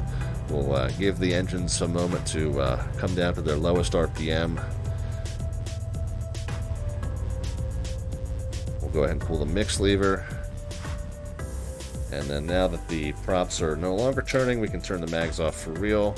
Go ahead and pull the prop lever all the way down as well. We'll go ahead and pop the door. What else? Fuel selector down here can come off. The nav and beacon lights can come off, and the alternator and battery switch can come off, and there we go. Not a whole lot to see. So I guess instead of closing on a shot of the aircraft, guys, we'll close on a shot of the island. How's that? That is beautiful.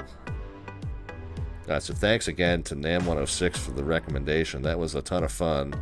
Actually, that was the whole night was fun. We ended at Culebras.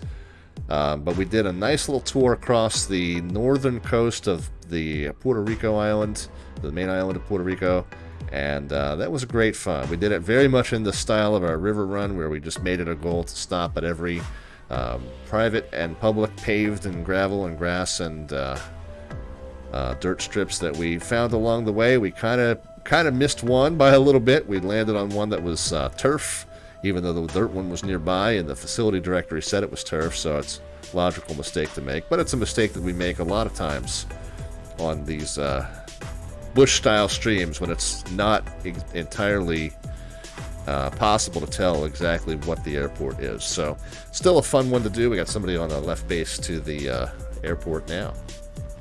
It is a fun sim mistake. There you go, Lava Cow. That's exactly the right attitude.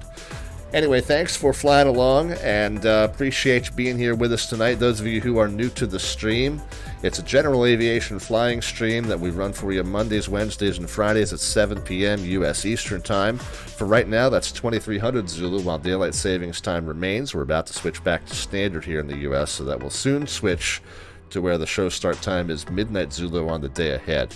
But 7 p.m. U.S. Eastern, that's the normal show start time. The full schedule is down there below the About tab. You can also find it over on our Discord server. Now, we are off of our normal schedule for Friday because we're on Saturday morning. Saturday morning is VATSIM's Christmas, a.k.a. Cross the Pond. Going to be controlling over at Dulles International Airport as one of the two ramp controllers that will be on and helping you guys get pushed back on time to get out to the runway for your departure. Out of Dulles, heading across the North Atlantic to the various airports to the east. So that'll be a fantastic event, and we get to control for that live on the network. We'll get the tower view up and running at Dulles probably at a non-realistic tower view location, just so you guys can see all of the activity at the airport while that's going on. But that'll be Saturday morning. We'll get the stream started at 8 a.m. sharp. U.S. Eastern Time, 1200 Zulu time. So look for that then, and give us a little bit of leeway, because we do have quite a bit of a briefing to go through with all of the controllers that will be working Dulles that day. So we'll try and get that stream started up and running at our normal show, at our published show time, 8 a.m. Eastern, 1200 Zulu, Saturday morning. So we will be, like I said, off on Friday evening. Those of you who are new to the channel, Slant Alpha refers to the equipment that we have to navigate with. Tonight we didn't really use anything other than our eyeballs. But normally when we do navigate with instruments, we do it with the analog instruments, the old radio-based instruments, those the VOR gauges, the NDB bearings occasionally, which we did a little bit of tonight, although we didn't really need it. We just kind of used it as a sanity check. But we don't typically fly with a GPS of any kind or any kind of RNAV capability. We occasionally break the mold and we'll fly that PNDG 737. We occasionally fly that Citation CJ4. And so we do make an exception from time to time just because those two aircraft are so much fun. But for the most part, we're focusing on that old school analog radio-based navigation is what Slant Alpha means after all. Yeah, I think we said already the full show schedule down there under the About tab and over on our Discord server. We have 2 monthly raffles that we run on an ongoing basis on the channel. That's the Alphabets Points Raffle, and the Landing Rate Raffle. And 1 second. The Alphabets Raffle is the one that you enter by virtue of the Twitch channel points that we call here Alphabets Points, as noted by that Alphabets serial icon down there at the bottom of the chat panel. You got the button that tells you how many of those you have. 1,000 can be cashed in for 1 entry, 5,000 for 6 entries into that raffle. We'd pull the winners there toward the end of each month, and the next one will be drawn 1 week from tonight, October the 26th. And by that same night, we will pull the winner from our landing rate raffle. Those are the ones that you saw, and it was Lava Cow that got the most recent entry, but those who were the closest predictors of our descent rate upon touchdown those are the ones that we get entered into the landing rate raffle. So we've got 2 fish bowls that we will pull winning tickets from, one from each week from tonight. One is our Alphabets points, one is our landing rate raffle points, landing rate raffle winners. Each of the 2 winners then gets their choice of any one item off of this prize vault list, and that is the list of our Slant Alpha merch, including our t-shirt, our ball cap, our mouse pad, our coffee mug, and our tote bag.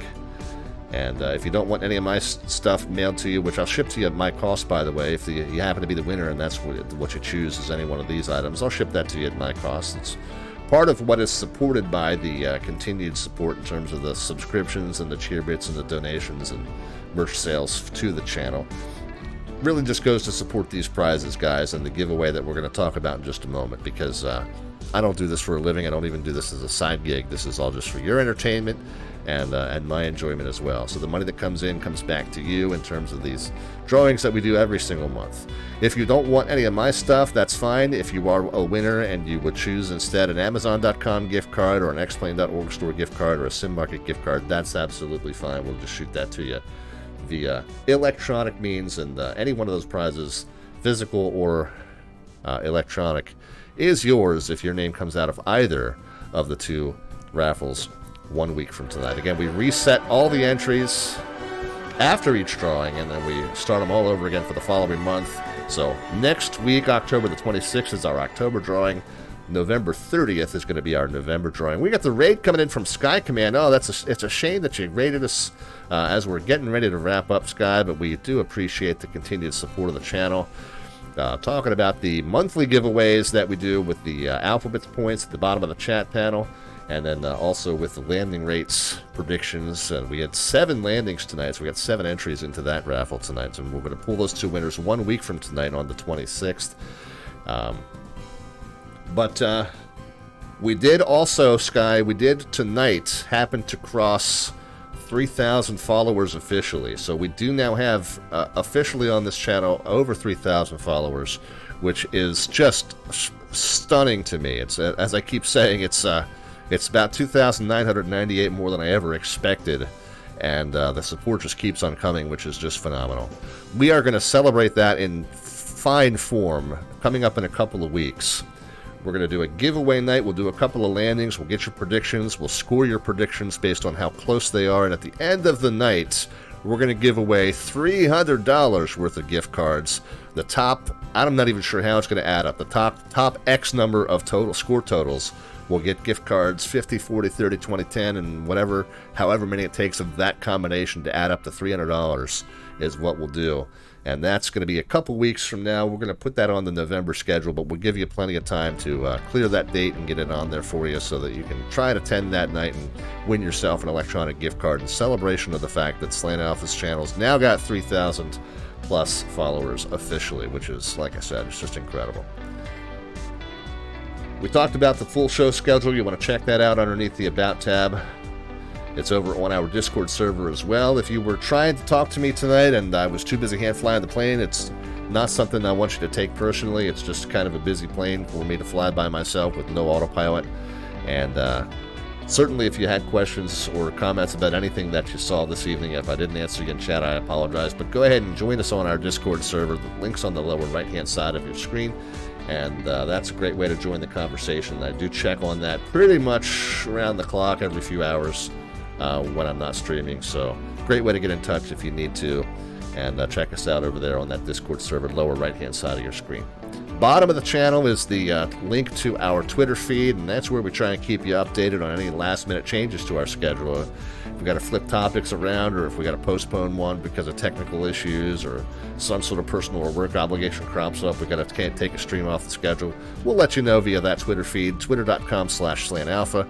We also keep you abreast of any breaking news in the sim community and also in the VATSIM community. We do keep you up to date with those things going on in that Twitter feed, so do check us out with a follow over there. Last but not least is our YouTube channel. That's the link on the lower left-hand side of your screen. All of our old flight broadcasts are archived over there, so if you ever want to see whether we went to your favorite airport or did a certain kind of approach, you can check those old flights out, but also our playlist of VATSIM tutorials. If you are new to the idea of an online multiplayer network with realistic procedures and human air traffic controllers, you definitely want to check that out. Some great resources over there considering what you might want to say to controllers, or what these slant equipment codes stand for, or how to put a route together, how to even choose a call sign to use on the network. Some good resources over there on that YouTube channel on a playlist called VATSIM Tutorials. So please feel free to check that out as well. Last but not least, we are a media partner for Flight Sim Expo occurring June 23rd to 25th at the Lone Star Flight Museum in Houston, Texas. We will be attending that in person. We hope to see as many of you as possible out there. When the date gets a little closer, we'll put a custom channel on our Discord server for any of those attending that, and we'll coordinate some meetups and stuff. Happy to share a burger or a drink with you, whatever you partake in. Say hi out there. And special surprise coming up for you on the speaker schedule when it's released in January.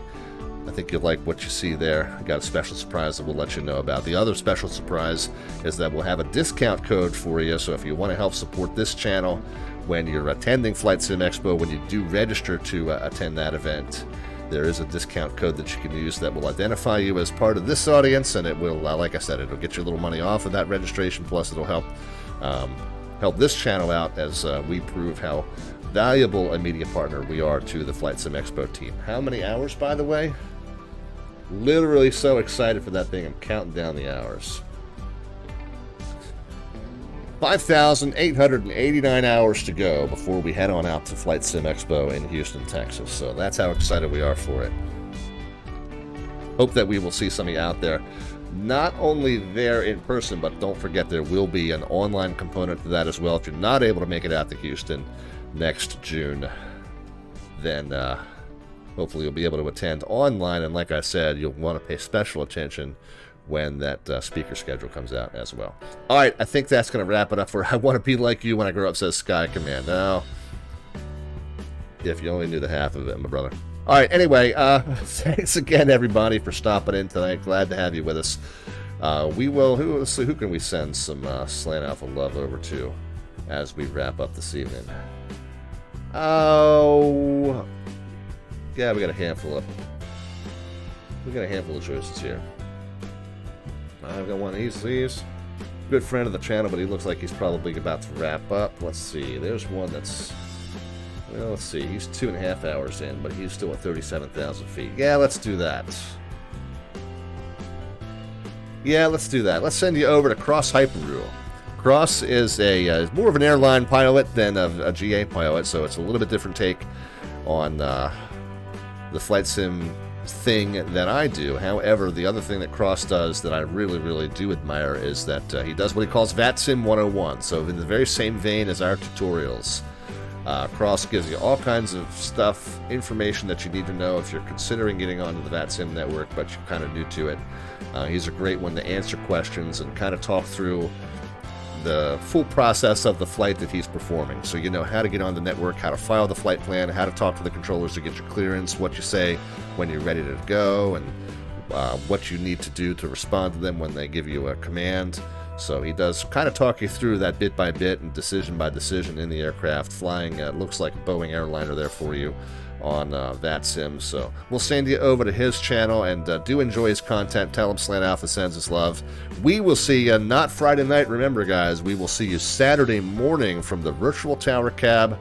I guess it's actually the virtual ramp cab at Dulles International Airport, 8 a.m. on Saturday. So we hope to see you there. Have a great rest of your week. In the meantime, be healthy and safe in your own travels and your own adventures. And we'll see you bright and early then, guys. Take care. Good night.